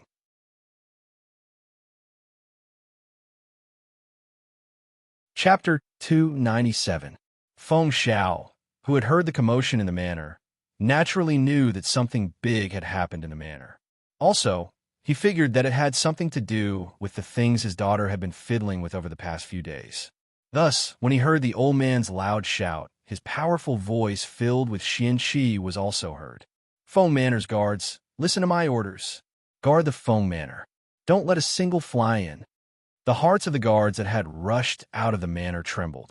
They immediately prepared themselves for battle and replied in a deep voice, Yes. The sonorous and powerful voice filled with battle intent rang out in the various courtyards of the Feng Manor. Some of these guards were originally standing guard in the courtyards, some were standing guard in the corridors, some were standing guard in the rockery, and some were hidden in the shadows. However, when they heard the old man and Feng Zhao's voices, they were like blood-soaked soldiers that had heard a military order.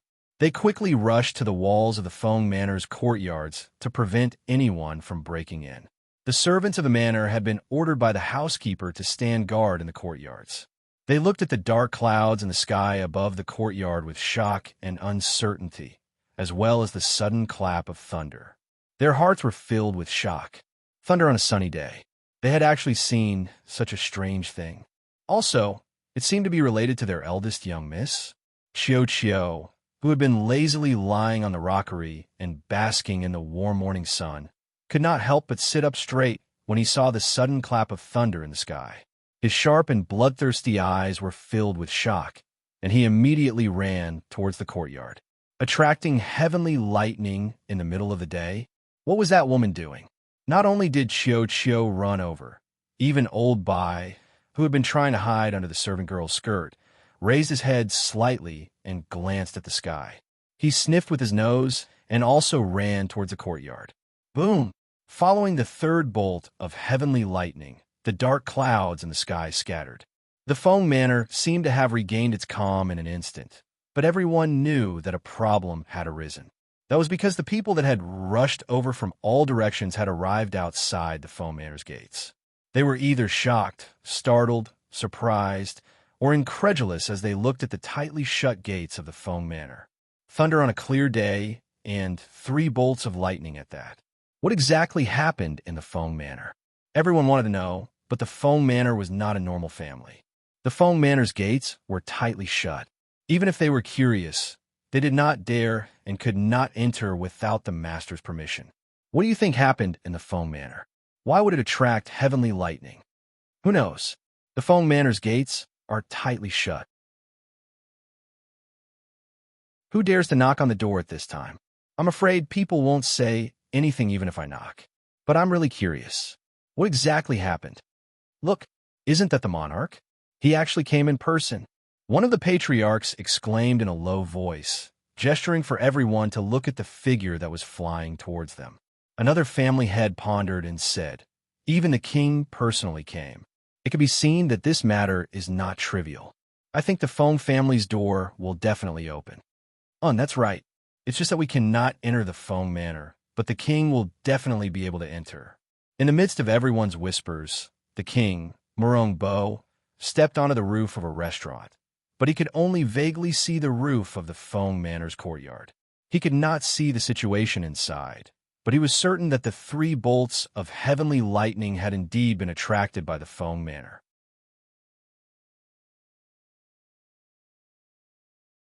Chapter 298. Who is knocking on the door? A low and dignified voice came from inside the door. That was Feng Zhao's voice. It was firm and dignified. Feng Zhao, open the door. Murong Bo's deep and dignified voice also came from outside. His voice carried the aura of an expert, and the tone of his voice was one of command. Hearing the voice from outside, Feng Zhao, who was holding a large blade and sitting calmly inside the door, slightly furrowed his brow. His dignified face sank, and he hesitated for a moment. His firm voice carried an apologetic tone. Country lord, please forgive this official for not being able to obey. When Murong Bo heard this, his brow slightly furrowed. He was a bit angry from the humiliation. He, the dignified ruler of a country, had personally come, yet he was refused entry? Not only was Murong Bo angry from the humiliation, even the people not far away who had not come forward were stunned. Who would have thought? Who would have thought that Feng Zhao would dare to refuse the country lord? Wasn't this too daring? It had to be known that the Feng Manor was not the same as the other families. Aside from being the head of the Feng Manor, Feng Zhao was also the mighty general of the country of Glorious Sunday. He was Murong Bo's subordinate. Refusing to obey an order could be a big or small matter. Feng Zhao, do you know what you were saying? Murong Bo's face sank, and his voice carried a bit of coldness and anger. Just as the atmosphere outside the Feng Manor's door was tense and dangerous, Feng Zhao opened the pill furnace in the pill room. Seeing the 3 brownish-red pills inside, she revealed a happy and excited smile. She had succeeded. Without anyone to guide her, she relied on her experience and understanding of medicine. She relied on the simple steps in the book to figure out the method of refining the pills. After spending 3 days and 3 nights and wasting quite a few spirit medicines, she had finally succeeded. She took out the 3 pills and placed them on the table to the side to observe. She saw that the pills were filled with spiritual energy, and 5 pill markings appeared on the small pills. They were clearly visible. It really is 5 pill markings. No wonder it could attract heavenly lightning to temper the pills. As she spoke, she was pleasantly surprised as she looked at the pill veins on the pill. He didn't expect that the first batch of pills he refined would be of such a high grade. According to the records in the book, only pills with 5 pill patterns or more could attract heavenly lightning. Not to mention that this was in the Tier 9 country of Glorious Sun. Even in the Tier 6 country of Green Tongue, it was extremely difficult to find a pill with 5 patterns. This is great.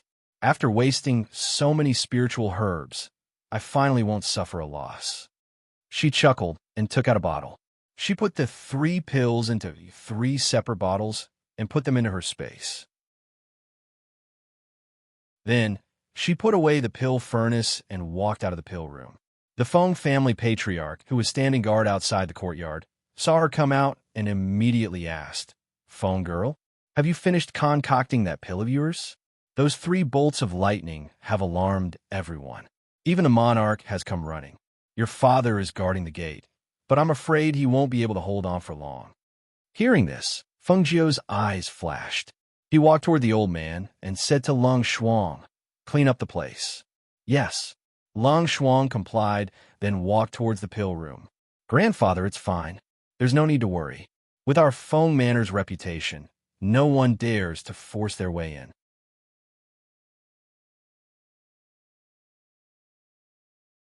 Chapter 299. Hearing this, the old man's eyes lit up. He was so excited that even his voice began to tremble. "I heard that only pills with 5 pill patterns or more can attract the heavenly lightning. Could it be that your pill has 5 pill patterns?" Is a 5 pill pattern fortune pill," she replied with a slight smile. Looking at the excited expression on his face, she said, "Grandfather, go ahead and take a look. I will go back to take a bath and change my clothes. Tell the servants to be strict. Even if the country's lord asks, they're not to say anything." Although the old man did not know what effects the fortune pill had, his heart was currently filled with joy. "You are correct. Based on our Feng Manor's prestige, outsiders will not dare to barge in. Even if it is the country's lord, he would not be able to lower himself to barge into an official's home. You should go change first. Grandfather will go ahead and take a look at the situation." He hurriedly said this. After adjusting his expression, he walked towards the front yard. Seeing this, Feng Jiu also walked towards the front yard and ordered people to prepare water for a bath. At this time, in front of the Feng Manor's main gate, Murong Bo's anger had already reached its peak. He had thought of kicking open the Feng Manor's main gate or jumping over the wall to get in, but his status and pride did not allow him to do such a thing that was beneath his status. However, he could not swallow this anger. Because of this, the atmosphere became extremely tense.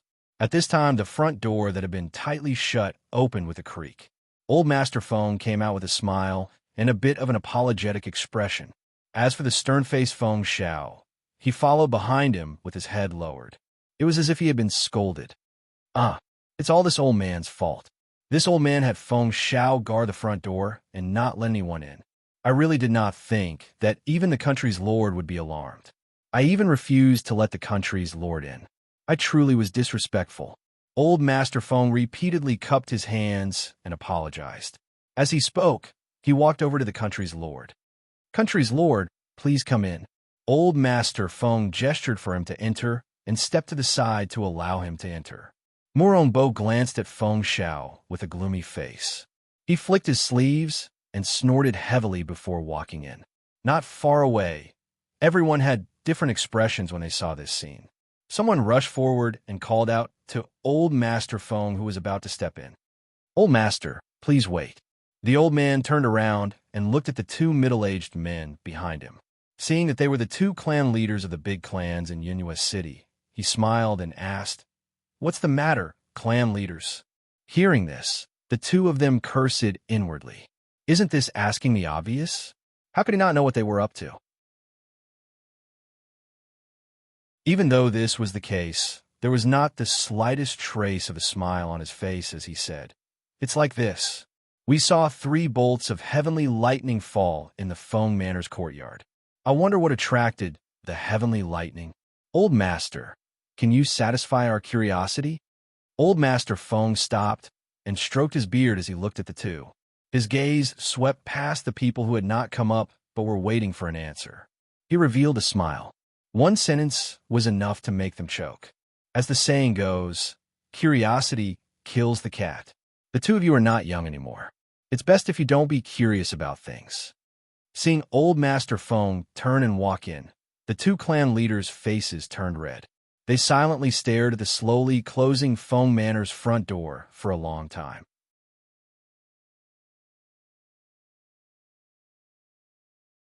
Chapter 300. But thinking about it, how could the Feng Manor's position be lower than any of the aristocratic families in Yinhua City? Thinking of the power behind the Feng Manor, the two who were originally a bit angry felt relieved. Even the king had been refused entry earlier. So what could they do? Since the king had gone in, they should know very quickly what had attracted the heavenly lightning. Thus, there was no need to rush. At this time, in the Feng Manor's main hall, the king sat in the main seat with a dark expression. Although he did not say anything, it was clear that he still had a belly full of anger. "King, please drink some tea." After the servant brought the tea and left, the old man gestured for him to sit down. As for Feng Xiao, he stood at his side with his head slightly lowered. Murong Bo glanced at the two and his expression relaxed. He picked up a teacup with one hand and used the other to gently scrape the tea leaves. After taking a sip, he said in a deep voice, "Speak. What was the matter with the 3 bolts of heavenly lightning?" However, after he asked this, he was met with silence. While drinking the tea, he frowned and looked at old Master Feng. His eyes were filled with displeasure. "What? You can't say?" Old Master Feng sighed and said apologetically, "King, I really can't say this because this old man doesn't know how to say it." Hearing this, Murong Bo's originally relaxed expression sank again. His sharp and oppressive gaze swept over old Master Feng and Feng Xiao. "Could it be that you think something that could attract the heavenly lightning is a small matter? Even if martial cultivators want to attract the heavenly lightning, they can only do so when their strength reaches the level of a martial emperor. Now that the Feng Manor has attracted 3 bolts of heavenly lightning, all of Yinhua City has been alarmed. Could it be that you don't owe this lord an explanation? I wonder what kind of explanation the king wants." A gentle voice with a bit of carelessness was heard, easing the oppressive atmosphere in the hall. Murong Bo looked in the direction of the voice and saw Feng Qingge, who was dressed in white, walking in with graceful steps. She had an elegant aura and a peerlessly beautiful face. It was no wonder that his most outstanding son had fallen for her. When old Master Feng saw her, he didn't say anything else. Instead, he sat there with half-closed eyes and sipped his tea. He seemed to have completely let her handle the situation. Seeing this, Feng Xiao moved his lips but did not say anything. He pretended to be dead, just like the old man. Feng Zhou slowly walked into the hall. When he arrived at the center of the hall, he bowed slightly and then stood there quietly looking at Murong Bo, who had occupied the master's seat. Perhaps it was because they had been in power for a long time and had become accustomed to being in charge. They were accustomed to using a commanding tone to give orders, just like the 3 bolts of heavenly lightning that she had attracted. If it was anyone else, they would not dare to ask. After all, this was a matter of the Feng Manor. If they did not say anything, who could do anything to them? After Murong Bo heard her words, he furrowed his brow and said in a heavy voice, "What do you mean by this? This lord has come because of the 3 bolts of heavenly lightning.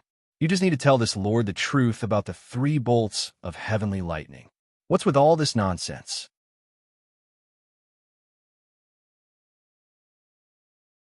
Chapter 301. Hearing this, Murong Bo's sharp gaze coldly swept over her. Turning to look at Feng Xiao, he shouted in a deep voice, "Feng Xiao." This shout of Feng Xiao contained the pressure of a strong person and the aura of a superior. Almost as soon as his voice came out, a profound aura visible to the naked eye filled the hall. It was extremely stifling, and it also caused Feng Xiao, who had been doing his best to reduce his presence, to finally walk out. This official is present. Murong Bo could not get angry at old Master Feng because that was the Feng Manor's old master. Even if he was the ruler of a country, he still had to respect the teachings of his ancestors because old Master Feng was an elder from his father's generation. Even if he got angry, he could not direct it at him. As for Feng Qingge, she was only Feng Zhao's daughter and the Feng Manor's eldest young miss. First, she was not his official. Second, she was not his daughter-in-law. Adding on the fact that she was from the younger generation, rather than getting angry at her, it would be better to directly question Feng Xiao. He glanced at Feng Xiao, who was respectfully bowing, and directly asked, "What is going on with these 3 bolts of heavenly lightning?" This, Feng Xiao raised his head and glanced at Morong Bo. He shook his head with a blank expression. This official also does not know what is going on. He really did not know. When he had heard the heavenly lightning, he had run out of the courtyard and heard the old man's orders. How could he know what was going on with the heavenly lightning? However, this was still his family's matter, and it could not be separated from his precious daughter. Thus, even if he knew, he had to say that he did not know. When the already angry Morong Bo heard this, he immediately slammed the teacup in his hand onto the table. He stood up and left with a gloomy expression without saying a single word. His sudden action caused the 3 people in the hall to be slightly surprised, but they did not say anything. They only watched him leave. "Qingge, what exactly is going on? What exactly were you doing in that room? Why would it attract heavenly thunder?" Feng Xiao asked. He had some guesses in his heart, but he wasn't sure. There were only 3 situations that could attract heavenly lightning. The first was a treasure falling from the sky. The second was a breakthrough in cultivation, and the third was a rare pill. However, all 3 of these situations were inconceivable to him. Therefore, he was at a loss. "Lung Shuang, guard the door and don't let anyone get close," Feng Jie ordered. "Yes." The Lung Shuang outside responded and stood guard at the door. Seeing this, Feng Xiao could not help but feel nervous. Looking at his daughter, who had a happy smile on her face, he only felt that a thought in his heart was about to be confirmed. He was a little nervous and a little excited. "Grandfather, father, please take a seat." She gestured and pulled Feng Xiao, who was still in a daze, to a seat. Then, she moved a chair to sit between the 2 of them. She then took out a bottle from her space and poured a pill in her palm. "Look, this is the nature pill. It has 5 elixir veins. It attracted the 3 heavenly thunder." The old man had lived for a long time, but this was the first time he saw a pill with 5 elixir veins. Moreover, it was refined by his granddaughter. At this moment, he could only feel the blood in his body boiling. He was so excited that his face flushed red and his hands trembled. "Good, good, good. Little Feng, you've made grandfather proud." Compared to the old man who could still speak, Feng Xiao was completely stunned. His eyes were wide open, and he could only feel the blood rushing to his brain. In the next moment, he fainted because he was too excited.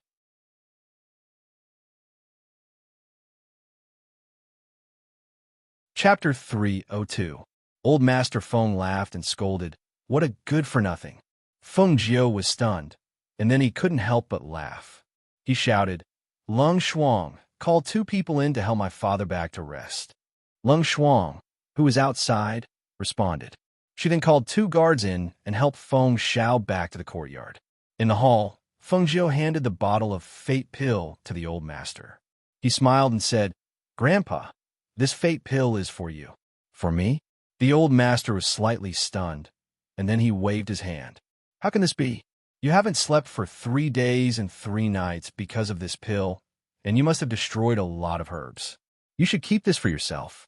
I'm already so old, and this pill is useless to me." "Who said it's useless?" She smiled slyly and said, "Grandpa, you still don't know the effect of this fate pill." She paused and said, "Do you know that a fate pill can remove the impurities left in the body over the years, refine the muscles and bones, and expand the tendons and meridians? Not only that, because the impurities in the body are removed, the bones and meridians will be refined, and the speed of practice will be greatly improved within 2 months. Moreover, Grandpa is now a martial arts grandmaster at stage 8 of the initial stage of the Black Realm. If you take the fate pill, I believe you can break through the threshold of the initial stage of the martial arts grandmaster realm and enter the peak stage in 2 months." Hearing this, the old master's eyes widened in disbelief. He said in surprise, This fate pill really has such a magical effect. Of course, This little pill is made with more than a dozen precious spiritual herbs, and it's a pill with 5 elixir veins. Of course, it has such an effect. She smiled and put the bottle in his hand. She said, "Besides, if you don't believe me, why don't you try it? But you worked so hard to refine this one. If you give it to Grandpa, won't it be?" Hearing this, she moved closer to him and mysteriously said, "Grandpa, I'll tell you a secret. I've refined 3 pills. When I get back, I'll give one to Father. The remaining one will be auctioned off in the black market. When the time comes, I'll buy more spiritual herbs and refine more pills." Hearing this, the old man smiled happily and replied, Okay. Grandpa will accept it." Looking at his granddaughter, who was getting more and more capable, he said with gratification, "Little Feng, you're getting more and more amazing. If people knew that she could actually refine a revival pill with 5 pill veins, it would definitely cause 1,000 ripples. She was still so young and didn't know the dangers of the world. If someone with ulterior motives found out and wanted to kill her in the cradle, then, thinking of this, the smile on his face disappeared. He said seriously, "Little Feng, you should know that hiding your strength is better to protect yourself than showing off. You can only trust some of the people you meet. You're still young and already have the reputation of the ghost doctor.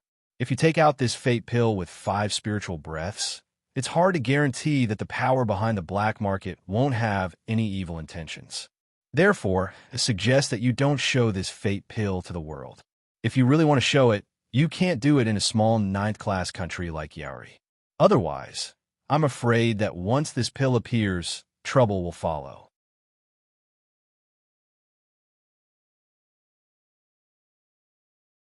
Chapter 303. How could the old man not understand the hidden meaning behind her words? Since ancient times, what the emperor dislikes the most are officials whose achievements overshadow the emperor's. Moreover, it's a power like our Feng manor. After today's matter, I fear that our Feng family will not be the slightest bit dissatisfied with the emperor. This sort of blatant disregard of the emperor's orders had definitely left a thorn in Murong Bo's heart. However, there was nothing they could do about today's matter. If they reported the truth and let him know that the Feng girl was the ghost doctor and was also a pill refiner, perhaps the Feng girl would definitely be controlled by Murong Bo and become the imperial family's pill refiner. After all, as the head of a clan, he was very clear that for those in power, if they knew that such a pill refiner existed, they would definitely pull her into their clan and work for them. The tallest tree in the forest would be destroyed by the wind. It was because he deeply understood this principle that when he saw the 3 bolts of lightning, he ordered Feng Xiao to guard the gate. Whoever dared to force their way in was to be killed without mercy. This was because he was very clear that if others knew that his granddaughter could refine pills, even the Feng family would not be able to protect her. It was also because of this that when he found out about her outstanding talent, he only wanted to think of a way to hide this shocking talent of hers. Before she became strong enough, they would do their best to protect her so that she could conserve her energy and be in the best condition for the day when she shone brightly. And as they had guessed, Murong Bo, who had returned to the palace, could not hide the anger in his heart. With a wave of his hand, he swept the things on the table to the ground. With a gloomy expression, he sat down. A murderous intent flashed through his cold eyes. It was so fast that no one could detect it.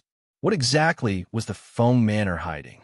There were only a few possibilities that could attract 3 bolts of lightning, but no matter which one it was, he could not accept it. The current Feng manor's power was already too great, especially the Feng guards. They were already more than enough to surpass the imperial family's imperial guards. This sort of power, if used well, would be a sharp sword against the enemy. If used poorly, the sharp blade would be directed at him. The matter of the 3 bolts of lightning seemed to have passed by peacefully. However, that was not the case. Although nobody went to the Feng manor to inquire about the matter, they continued to think about it. Even the citizens on the streets would talk about the 3 bolts of heavenly lightning during the day. It was just that although this topic was discussed in low voices, nobody brought it up again. It was as if they had purposely covered it up and ignored it. Even Murong Bo didn't send anyone to inquire about it during this period of time, nor did he summon Feng Xiao. As for Murong Yixian, he had been cultivating in seclusion ever since his engagement with Feng Jiao was annulled, so he didn't hear about this matter. This Murong Bo.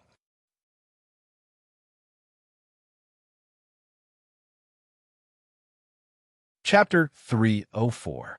When Feng Xiao rushed to the imperial palace, he was stopped before he could even enter the imperial palace.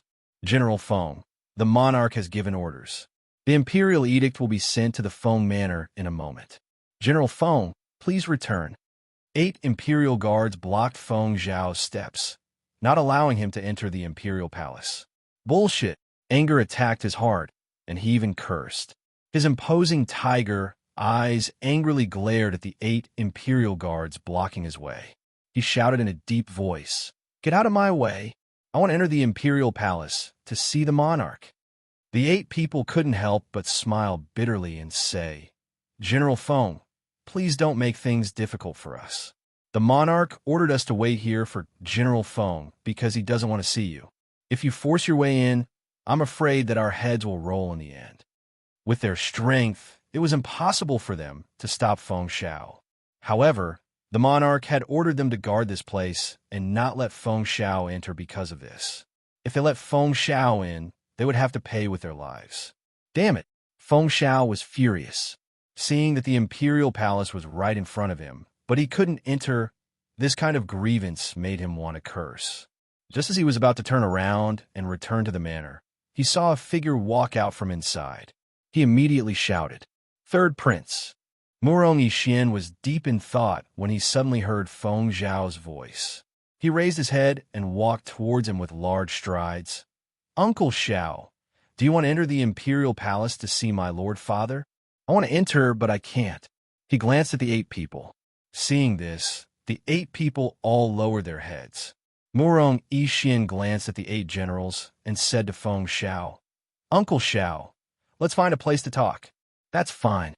Seeing that he couldn't enter the imperial palace, he could only try to get information from Murong Yixian. What did the monarch mean by this? He originally wanted to find a restaurant nearby, but felt that it was inappropriate. Thus, he went to the Feng Manor in the end. In the Feng Manor's main hall, without waiting for Feng Xiao to speak, Murong Yixian asked, "Uncle Xiao, is Qingge home? Does she know about this?" "She's not home. She went out and hasn't returned yet." It was because his precious daughter was not home, and the father and son were both in seclusion. That was why he was the only one guarding the Feng Manor. Now that something like this had happened, neither of them knew about it. Initially, he wanted to get to the bottom of this matter before they found out about it. Who knew that he couldn't even meet the monarch? Thinking of this, his stomach was filled with anger again. "What's going on with your father? How can you make such a decision on your own without asking us? If Qingge finds out about this, I don't know what will happen. He's just messing around." Murong Yixian pursed his lips and said, "After I heard the news, I immediately went to the palace to try and stop it. However, I saw that my father seemed to have made up his mind. I'm afraid there's no turning back. Otherwise, he wouldn't refuse to see you. We will never agree to this." Feng Xiao stood up and said to Murong Yixian, "Since I can't meet the monarch, I'll have to ask Third Prince to pass on the message. Our Feng family only has one child, Qingge. How can we agree to this?" Murong Yixian was deep in thought. Just as he was about to speak, he heard the voice of an imperial decree come from outside. "The imperial decree has arrived. Feng Qingge, receive the decree."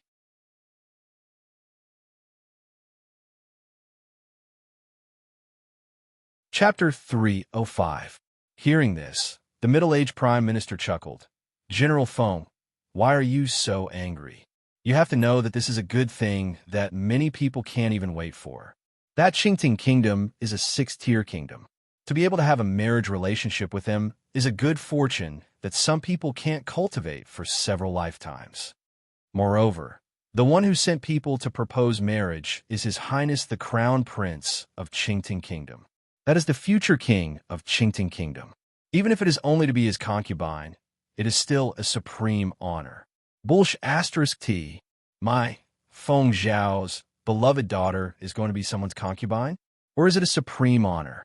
Since it is such a good thing, why don't you send your daughter over? Feng Zhao exploded in anger. As he was standing in front of the Prime Minister, he directly sprayed saliva on the Prime Minister's face, causing the Prime Minister's face to turn green and red.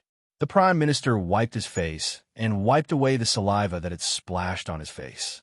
He secretly cursed. This Feng Zhao is a complete boorish man. He was secretly angry, but he also remembered the mission of this trip. Thus, he sternly said, "This marriage is not only a matter of your Feng family. It is related to the relationship between the two kingdoms. You have to know that Qingtang Kingdom is a 6th-tier, mid-tier kingdom. Its military strength is not comparable to 10 glorious Sun Kingdoms. If there is any mishap in this marriage, do you know that our glorious Sun Kingdom will be consigned to eternal damnation at any time? Then there is no reason to send my daughter to be someone's concubine. Moreover, I have already promised to let her decide on her marriage. No one can interfere." Seeing that Feng Zhao was being unreasonable, the Prime Minister thought that he had already said all the good things, but talking to this Feng Zhao was simply playing the lute to a cow. He didn't care anymore and said, "Since your daughter is not at home, then it is the same if you accept the imperial edict." As he spoke, he opened the imperial edict and was about to read out. Who would have thought that his actions would anger Feng Zhao? Without saying anything, Feng Zhao stepped forward and grabbed his collar. "Feng Zhao, what are you doing? Put me down." His strength was not as good as Feng Zhao's. Now he was suddenly grabbed by the collar and lifted up. His feet were off the ground, and his neck was strangled by the collar to the point that he could not breathe. His face was also flushed red. He waved his hands and struggled, but he could not hit him. "I already said that I won't accept this decree, and you still dare to announce it to me?" Feng Zhao angrily cursed. Grabbing him by the collar, he dragged him out and threw him out of the Feng Manor's gates. "Scram back to where you came from. If you dare to come again, I'll break your legs." Once this was said, the Feng Manor's gates were closed with a bang. All that was left were the servants that had been chased out. "Feng Zhao, you brute. I will definitely report you to the monarch." Sitting on the ground, the Prime Minister's robes were wrinkled, and he looked to be in an extremely sorry state. Seeing the Feng Manor's gates close with a bang, he angrily cursed with a red face. After standing up, he straightened his robes and angrily headed for the imperial palace. A few people that were secretly paying attention to the Feng Manor's movements were secretly shocked. Could it be that Feng Zhao wanted to go against the heavens? He actually dared to throw the Prime Minister out? Could it be that he wanted to refuse the imperial edict? In reality, in their eyes, being able to gain the favor of the crown prince of Qingtang country was an extremely good thing. After all, Qingtang country was not a normal country. Even if she was a secondary princess, her status was definitely different.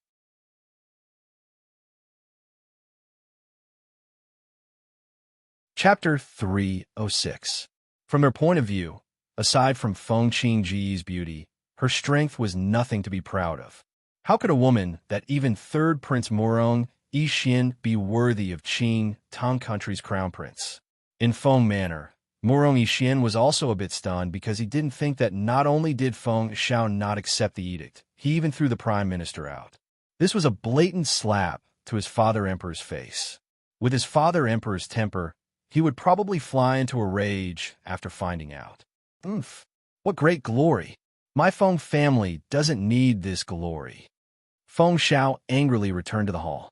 Seeing that Murong Yixian was still standing in the courtyard, he said, "Third Prince, you should also return. Steward, see the guest out."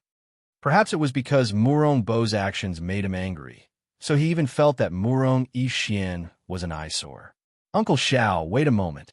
Murong Yixian stopped him as he was about to leave and said, "Uncle Xiao, my father Emperor is the ruler of a country. Your actions today are really inappropriate." "My actions are inappropriate, but is your father Emperor's actions correct? My Feng family has protected Yaori country for generations. Now, my Feng Manor only has Qinggu as the apple of my eye. He actually didn't even ask for our opinion and directly agreed to this marriage. sending my daughter to be someone's secondary princess? Listen carefully. A secondary princess? Who wants to be here? Murong Ishian also didn't feel good and said, I think Father Emperor's actions can't be helped. After all, Qingtung country is a six-tier country. If they put pressure on us, our Yaori country can't withstand it. All right, you don't need to say anymore. In any case, I won't send my daughter to be someone's secondary princess. He waved his hand and didn't listen to him anymore as he walked away. Third prince, please. The steward waiting at the side bowed and gestured for him to leave. Seeing this, Murong Ishian walked out. When he left the hall, his footsteps paused, and he turned to ask the steward, Did your eldest miss say where she went? When will she return? The steward smiled and said apologetically, We servants don't know this. Hearing this, Murong Ishian didn't ask any more and walked out of Feng Manor's door. In the imperial palace bang, after listening to the prime minister's report, Murong Bo slammed his hand heavily on the table. He stood up angrily and shouted, Men, capture Feng Xiao and throw him into the prison. The prime minister, who was standing at the side, heard this and quickly stopped him. Your Majesty, please calm down. This is absolutely impossible. This Feng Xiao is too presumptuous. If I don't teach him a lesson, he will forget that he is still my subject. Murong Bo's face was full of anger as he said in a deep voice, he openly disobeyed orders and refused to accept the imperial edict. Just this alone is enough to punish him for the crime of disrespect. The prime minister sighed and said, But my lord, this Feng Xiao is not a normal person. The entire Feng family is guarded by him. If he is caught and thrown into the imperial prison, it will definitely cause a disturbance in the Feng Manor's power. This really cannot be done. Are we going to let him off so easily, not bickering with him? Then where will this lord's face go? The anger in his heart was hard to quell. Thinking of how he had been rejected outside the door and how he had disobeyed the imperial edict and challenged his authority again, his patience had reached its limit.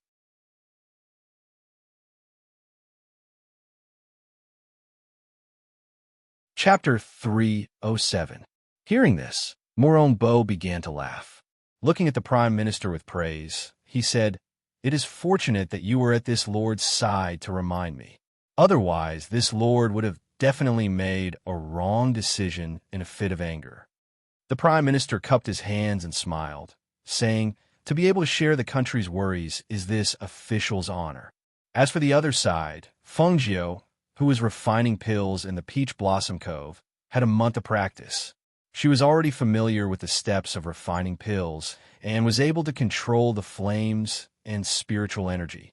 In the past month, she had only refined a single pill with 5 spiritual auras in the Feng Manor's inner courtyard. Because she was worried that it would attract the heavenly lightning and cause a disturbance, she had only refined pills with 5 spiritual auras and below. As for Foundation Establishment pills, they only appeared with 2 spiritual auras or 3 spiritual auras. There were even higher levels. However, they were considered rare goods and were rarely seen at auctions. The spiritual ingredients needed to refine Foundation Establishment pills were not particularly rare. On the contrary, those spiritual ingredients were rather common. However, to refine those spiritual ingredients into Foundation Establishment pills was not an easy matter. She had experimented in the past month. Out of 50 batches of Foundation Establishment pills, she had only succeeded in refining 2 batches. Furthermore, they only had 3 pill markings. 3 pill markings was not something she could use as she was preparing for a perfect Foundation Establishment pill. The lower the pill markings, the more poison there would be, and the medicinal effects would not be too strong. Thus, she needed Foundation Establishment pills with 5 pill markings or higher. Lung Shuang, who had just entered, glanced at his master refining pills in the courtyard and hesitated as to whether or not he should go forward. Putting away the blood-clotting pills he had refined into a bottle, Feng Jiao did not raise her head and asked, What is it? Is something the matter? As she spoke, she placed the spiritual ingredients on the table into her space. She then put away the pill furnace. Master, A piece of news has come from the city. She walked forward and said, "What news? Is it related to me?" Feng Jiu raised her head and asked Lung Shuang. If it was not related to her, she figured that Lung Shuang would not be so hesitant. It's related to Master. Lung Shuang paused for a moment before continuing. The crown prince of the Qingting kingdom sent someone to the monarch to deliver a marriage proposal, stating that he wanted to marry Master as his concubine. The monarch agreed to this marriage without the permission of Old Master and Old Master. Feng Jiu raised his eyebrows. The crown prince of the Qingting kingdom? I don't think I know such a person. She was slightly surprised and asked, "What was my father's reaction?" When Old Master heard the news, he immediately rushed to the palace to meet the monarch. However, he couldn't even enter the palace gates. Later, when the monarch sent the prime minister to announce the decree, he was thrown out by Old Master. That sounds like my dad's style of doing things. She couldn't help but chuckle. However, since the imperial edict didn't work, the monarch issued another imperial edict to inform everyone in the glorious Sun Nation that Mistress was conferred the title of Princess Qingning and the concubine of the crown prince of the Green Soaring Nation. Princess Qingning. Feng Jiu chuckled. This Murong Bo is so sure that I will follow his arrangements. After creating so much trouble, it will be embarrassing if he can't get out of this embarrassing situation. Seeing that she didn't seem to care, Lung Shuang asked, "Master, do you need to go back to the residence to deal with this? I need to cultivate during this period of time, so let's put this matter aside for now. If I don't go back, I don't think you will be able to do anything," she said casually as she took out the pill that she had just refined and handed it to Lung Shuang.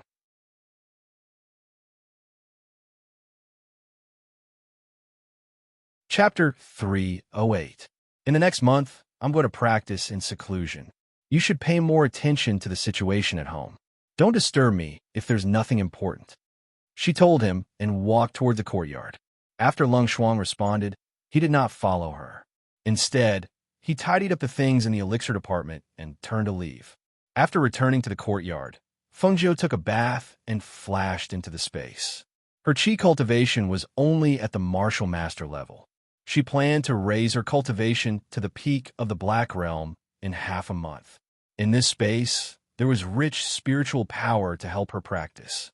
Also, her potions could help her improve her strength.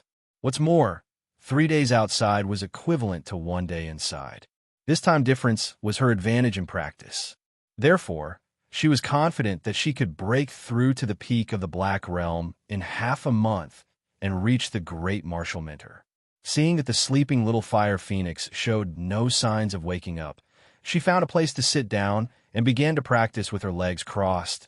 Time passed by without anyone noticing.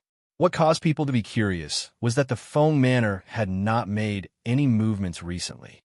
They also rarely saw the Feng family's eldest young miss leave the manor. Only after asking around did they find out that the Feng family's eldest young miss was not in the manor and Master Feng was in closed-door training.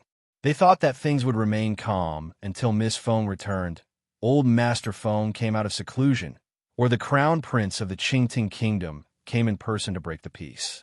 However, they did not expect that under this peace, there was a murderous intent surging. "Old White, let's go back home after a walk. Since Chinga is not home, how about I ask someone to give you an extra meal?" On a mountain road, Feng Xiao, dressed in casual clothes, rode on Old White's back and took him for a walk. This was something he had to do every day recently.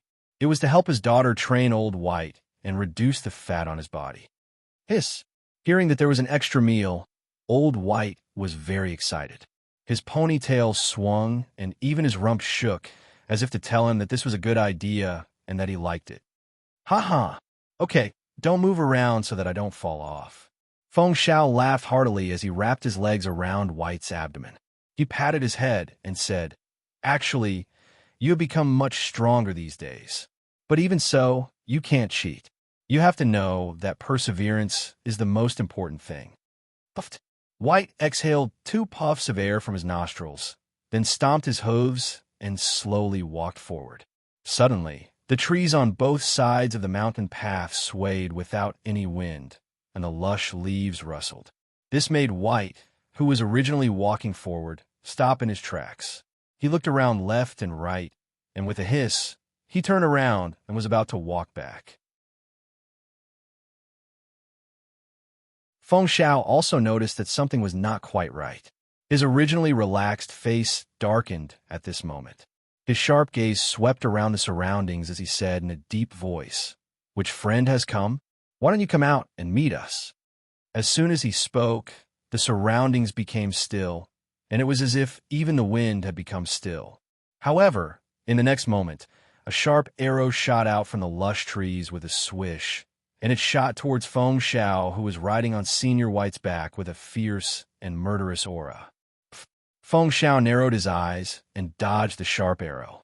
However, the second and third arrows came one after another with terrifying murderous intent. Puft, clang, clang.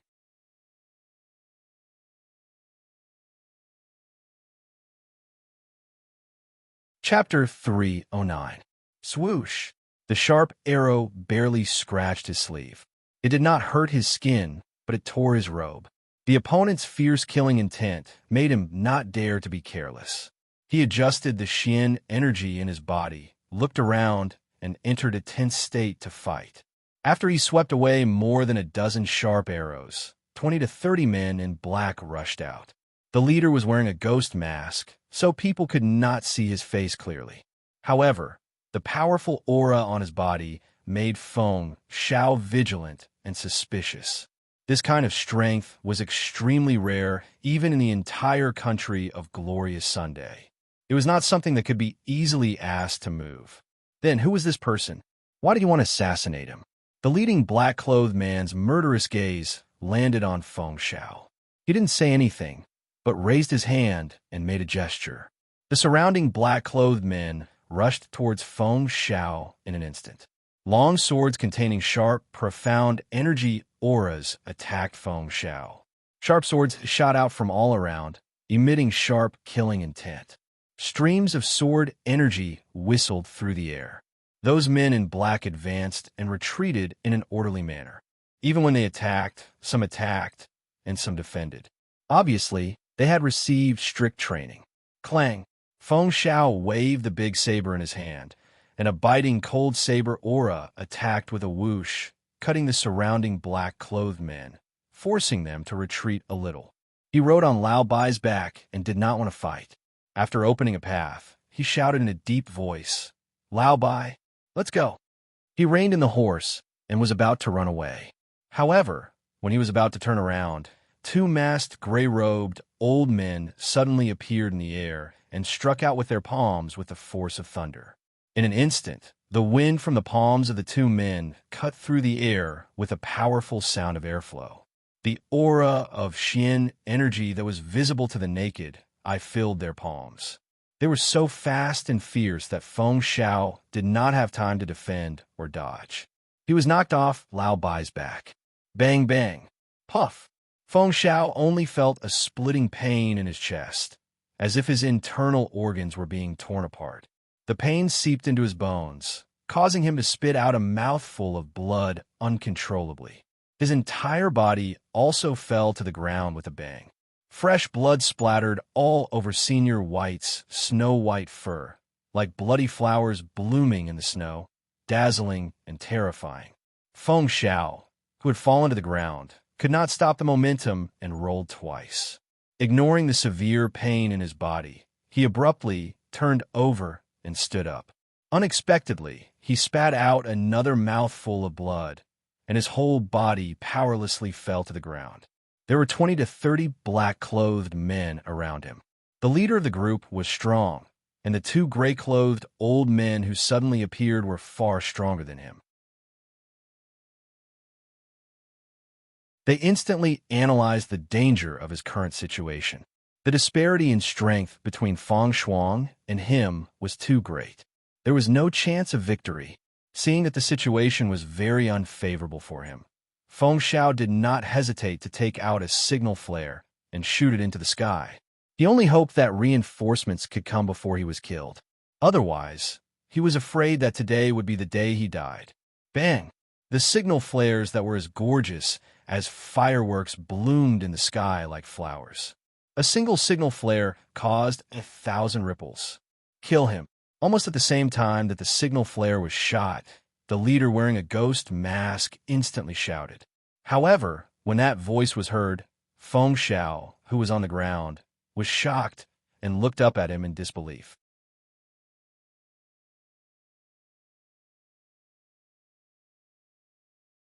Chapter 310. At that moment, the people that saw the signal in the sky that clearly formed the character Feng were all shocked. That's the Feng Manor's signal. Could it be that something happened? That place seems to be near Liang Mountain. Someone exclaimed. Something must have happened to General Feng. Recently, he has been riding that strange white horse to the side of the mountain to train that fat horse. Once this was said, quite a few cultivators began to rush towards Liang Mountain. To them, Feng Xiao was the country's general. He was even more straightforward and righteous. If they did not know, it would have been fine, but if they knew, they would definitely help if they could. At the same time, when the people of the Feng Manor saw the signal, their hearts sank. They gathered their men and quickly rushed towards the signal. No one understood the meaning of the signal better than them. The Feng Manor had many kinds of signals, and the one that appeared in the sky was an emergency signal for help. How serious of a situation would the family head need to use this signal for help? The hearts of the Feng Manor's guards were heavy. At the same time that they rushed to help, the housekeeper rushed to the place where the old master was in seclusion, seeing the fatal danger coming towards him. Feng Xiao, who could not even stand up, could not even talk about dodging or blocking. When he moved, his internal organs felt as if they were falling apart. The pain made it difficult for him to even breathe. With the danger approaching and the reinforcements not yet arriving, he could not help but feel a trace of sadness. However, in the next instant, his fighting spirit was ignited once again. Hiss! Old White, who was to the side, neighed and immediately appeared in front of him to protect him. When the two old men attacked, he suddenly raised his hind legs and kicked. Using both legs, he kicked one of the old men away. The old man that had been kicked by the horse's hooves staggered backwards. Because the horse's hooves used a lot of force, he could not even stand steadily. After retreating a few meters, he fell to the ground. Holding his chest that had been kicked, he stared with wide eyes. When he was first kicked, he only felt a strong force, but after a while, he felt as if there was a force spreading out from where he was kicked, causing the blood in his chest to rush to his throat and overflow from his mouth. Wiping away the blood at the corner of his mouth in disbelief, the old man's eyes widened as he stared at the strange horse guarding Feng Xiao with astonishment and shock. The other old man also felt a trace of astonishment at this scene. The hand that was originally going to attack Feng Xiao's throat paused for a moment. In this moment, he saw that strange horse snort out 2 breaths from its nostrils, splashing up a cloud of dust and blurring his vision. In the haze, he saw the horse neighing, raising its front hooves and thrusting out. Bang! There was a hint of pain in his cries. That old man's fall was even more serious than the previous one. His entire body flew out and smashed into the ground. He even spat out a mouthful of blood, dyeing his own clothes red. Seeing this shocking scene, not only was Feng Xiao, who had thought that he was going to die for sure, stunned, but the group of men in black and their leader were also stunned. What kind of cultivation did those 2 old men have? They were strong cultivators at the peak of martial great master. They had actually been sent flying by a strange horse.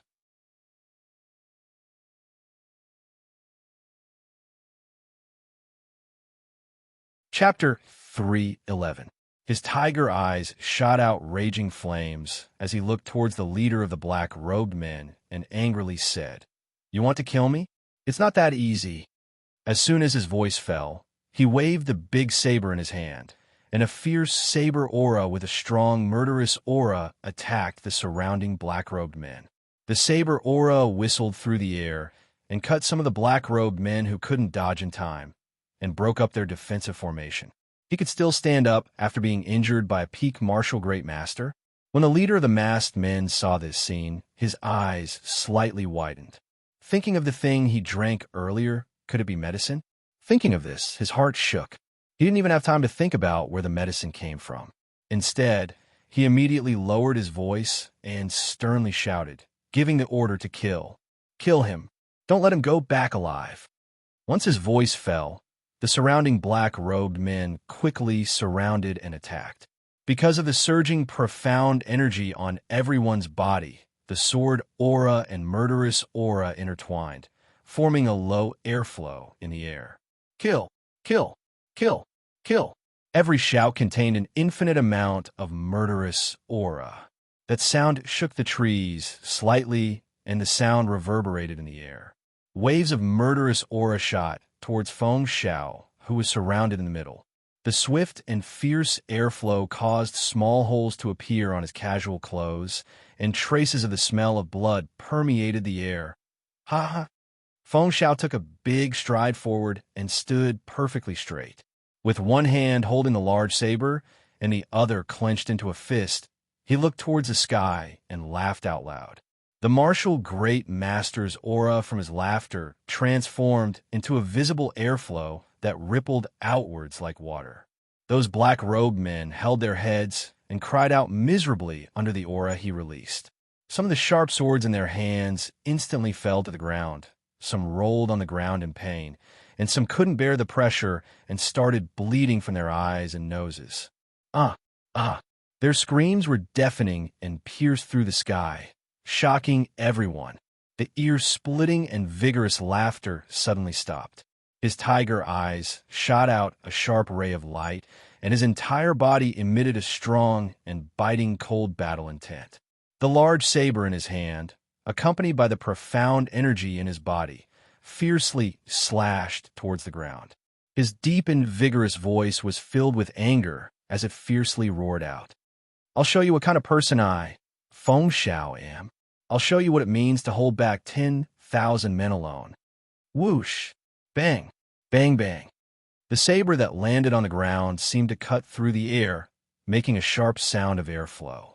When it landed on the ground, the airflow collided with the ground, making a loud sound of airflow and leaving a deep saber mark on the ground. That stream of air continued forward, splitting the men in black into two.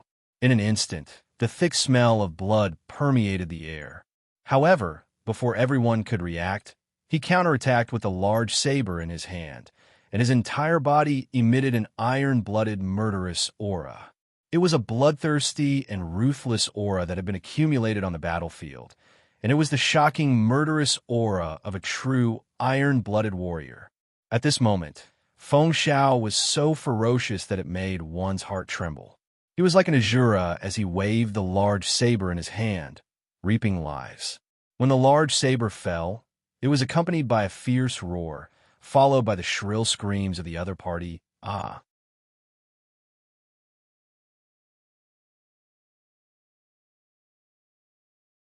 Chapter 312. Because of his bloodthirsty savagery, because of his biting, cold battle intent, those black-clothed men could not help but swallow their saliva and retreat.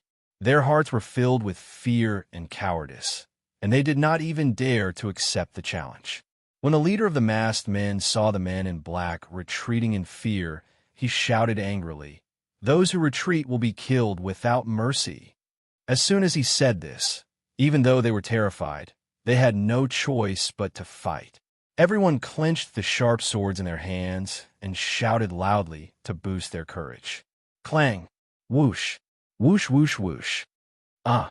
The sound of swords clashing rang in the air along with the sharp sound of air currents. Sharp and mournful screams pierced through the air, startling the birds in the trees on both sides of the mountain path and causing them to flap their wings and fly high. As the broadsword fell, blood splashed out and dyed the ground red. As Feng Xiao fought, more and more corpses appeared on the ground. Some of them were headless, and some were chopped in half. The fear on the faces of the black-clothed men before they died was still on their faces. Their eyes were wide open in fear, and they could not close their eyes even when they died. Blood dyed Feng Xiao's robe red. There was his blood, and there was also the blood of the men in black. At this moment, he indeed proved what he had said before. One man can hold the pass against 10,000 men. Every single one of the black-clothed men who stepped forward died under his saber. The masked man could not help but sigh inwardly when he saw such powerful combat strength. Feng Xiao was indeed worthy of the title of General of the Kingdom. But even so, time was ticking away. If his reinforcements arrived, it would be even more impossible for him to kill him. Thinking of this, killing intent flashed in his eyes. He raised the sleeve arrow in his hand and aimed at the figure in the battle. Whoosh! The first arrow was shot and missed. Whoosh! The second arrow was shot and grazed his shoulder, but it still didn't hit a vital point. Just as he was about to shoot the third arrow, the two old men who had been slowed down by Lao Bai's kick stood up angrily.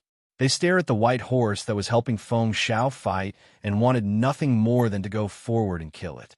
However, after the previous scene, they knew that this white horse with a pair of dragon horns was a spiritual beast.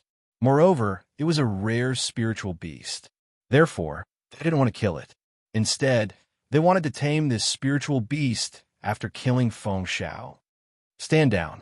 We'll kill Feng Xiao, the two old men said in unison. They raised their hands and motioned for the remaining men in black to stand down. After all, the difference in strength was too great. If they went forward to kill Feng Xiao, they would only be killed. After all, they knew that Feng Xiao wasn't an ordinary person. Almost immediately after hearing the two old men's words, the remaining 7 to 8 black-clothed men couldn't help but inwardly sigh in relief. Seeing that their masters didn't say anything, they secretly retreated. Feng Xiao's fighting strength was too terrifying. They had arrived with 30 people, but now only a few of them were left. If they continued to fight, they would undoubtedly die here. Feng Xiao, who was covered in blood, turned around and swept his sharp gaze across the masked man. His gaze then landed on the two old men. To be honest, he wasn't confident that he could deal with two peak martial great masters. But he could stall for time. As long as he could stall for time until reinforcements arrive, he would have a chance to live. Do you want to stall for time until reinforcements arrive? Let me tell you, you don't have a chance.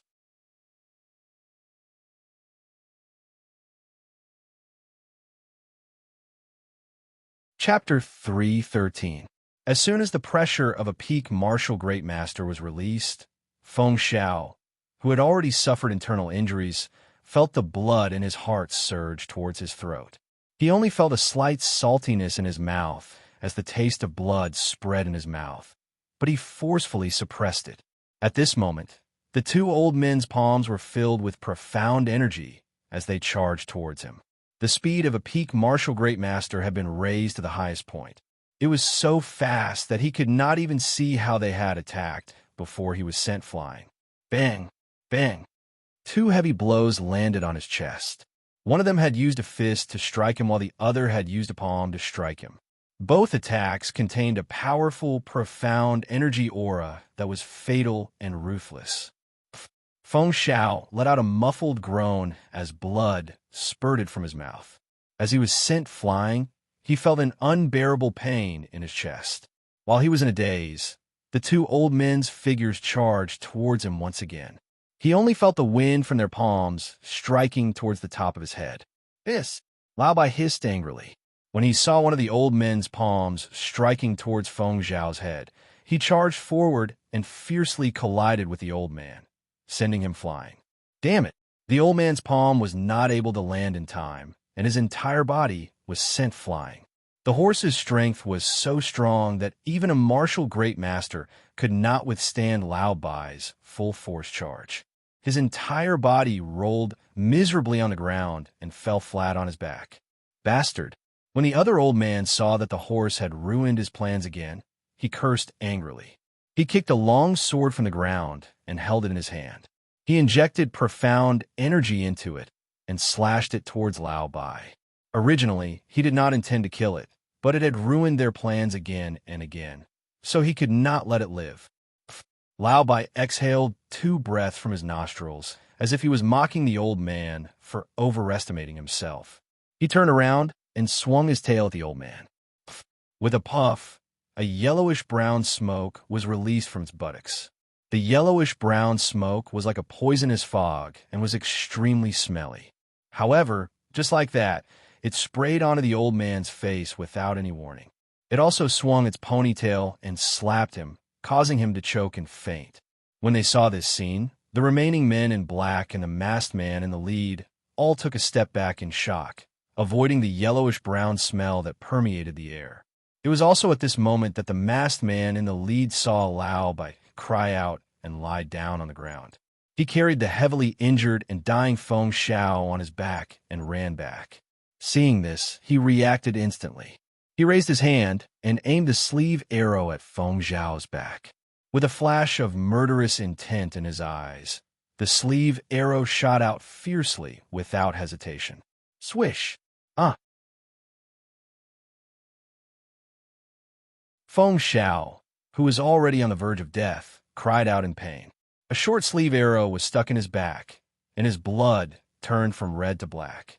He, who was originally able to sit up, was now lying on Lao Bai's back, allowing him to gallop all the way back. The masked man, who was about to chase after them, faintly heard the arrival of reinforcements. He immediately shouted in a low voice, "Retreat!" As he led the rest of the men to retreat quickly, he looked back unwillingly. Although he did not see Lao Bai die with his own eyes, he had suffered 2 palm strikes from 2 peak martial eminent realm experts and was even hit by his poisoned sleeve arrow. Even if the Daluo immortal came, he would not be able to save him. When he thought of this, he finally felt relieved. He quickly retreated and disappeared into the mountain path. Feng Xiao.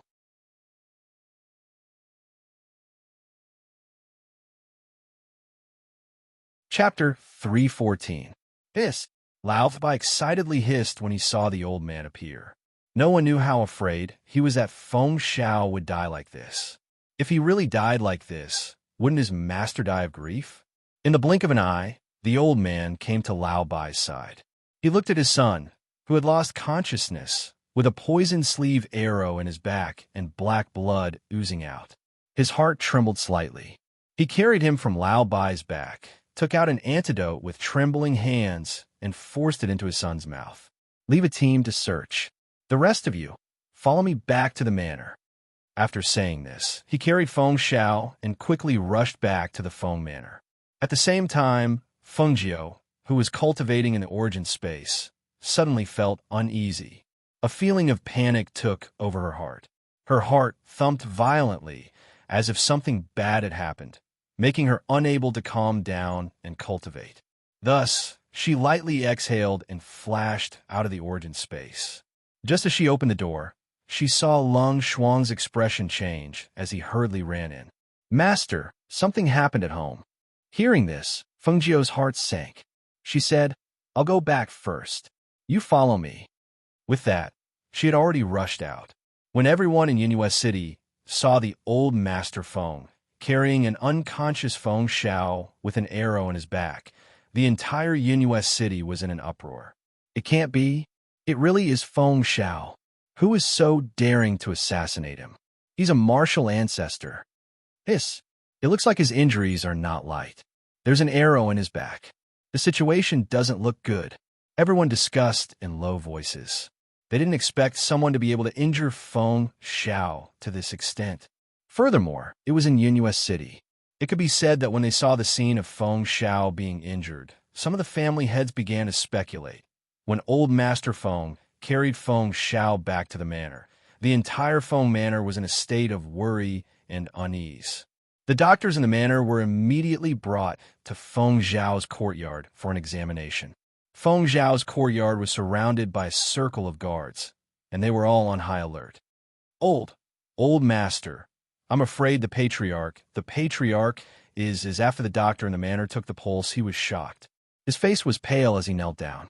Even his words were trembling, and he was unable to speak properly. Seeing this scene, the old man's heart sank. He tried his best to calm the panic and worry in his heart.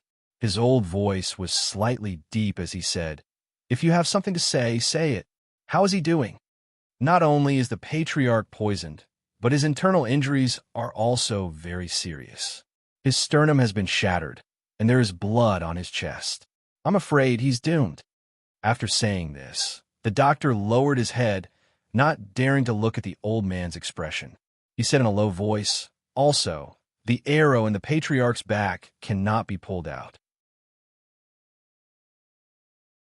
If it is pulled out, the patriarch will definitely die on the spot."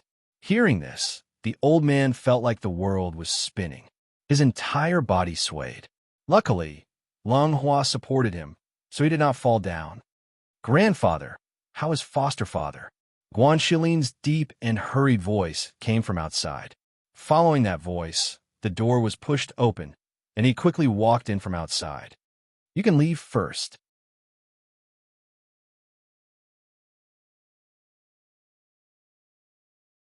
Chapter 315. Old Master, don't worry. I've already sent a letter to my sister. Master will rush back as soon as he receives the news. With Master's medical skills, Master will definitely be fine. Lung Hua comforted him gently and poured him a cup of tea to calm him down. Guan Shilin walked forward and saw his adoptive father's dark purple lips. He hurriedly asked, "Grandfather, did adoptive father take the antidote before he was poisoned?" "Yes, I gave him the antidote when I found him. Fortunately, I left some with Phone Girl just in case.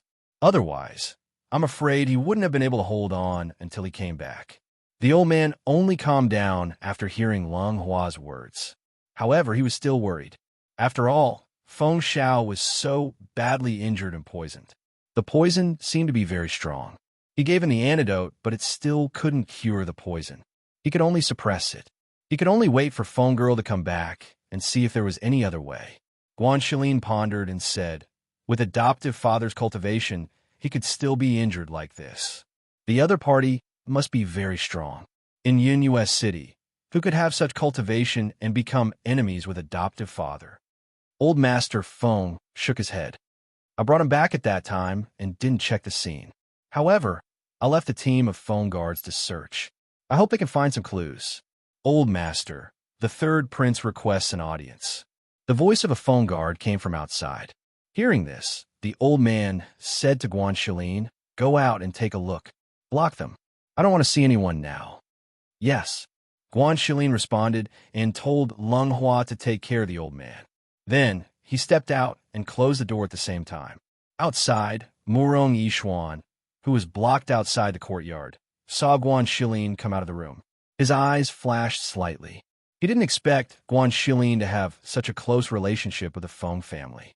He was blocked outside, but he could enter and leave freely without any obstruction. Third Prince.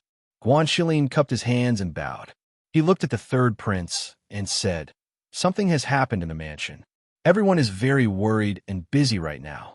Forgive me for not being able to entertain the third prince." Hearing his subtle dismissal, Murong Yixin didn't argue with him. Instead, he said, "I heard the news that something had happened to Uncle Feng, so I rushed over. My father also sent 2 doctors over to see if they could help. If it's inconvenient for me to go in, then let the 2 doctors go in and take a look at Uncle Feng. Their medical skills are considered top-notch in Yunhua City." Hearing this, Guan Shilin glanced at the middle-aged man and the old man behind him. He paused for a moment and said, "Wait a moment. I'll go in and ask." She didn't know when Xiao Jia would come back.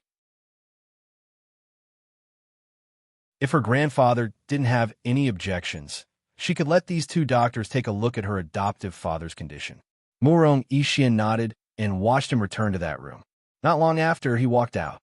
"Please come in." Guan Shilin came to Murong Yixin's side and gestured for him to enter. At this time, Murong Yixin brought the 2 doctors in.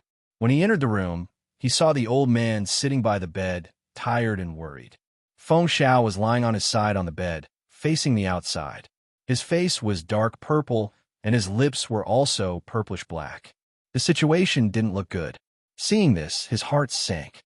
He didn't expect the situation to be so serious. Who was so daring? Who dared to hurt Feng Xiao like this in Yunhua City? You're tuning in to the Warrior Lore YouTube channel. Don't forget to subscribe and join us on this journey to catch the most captivating stories.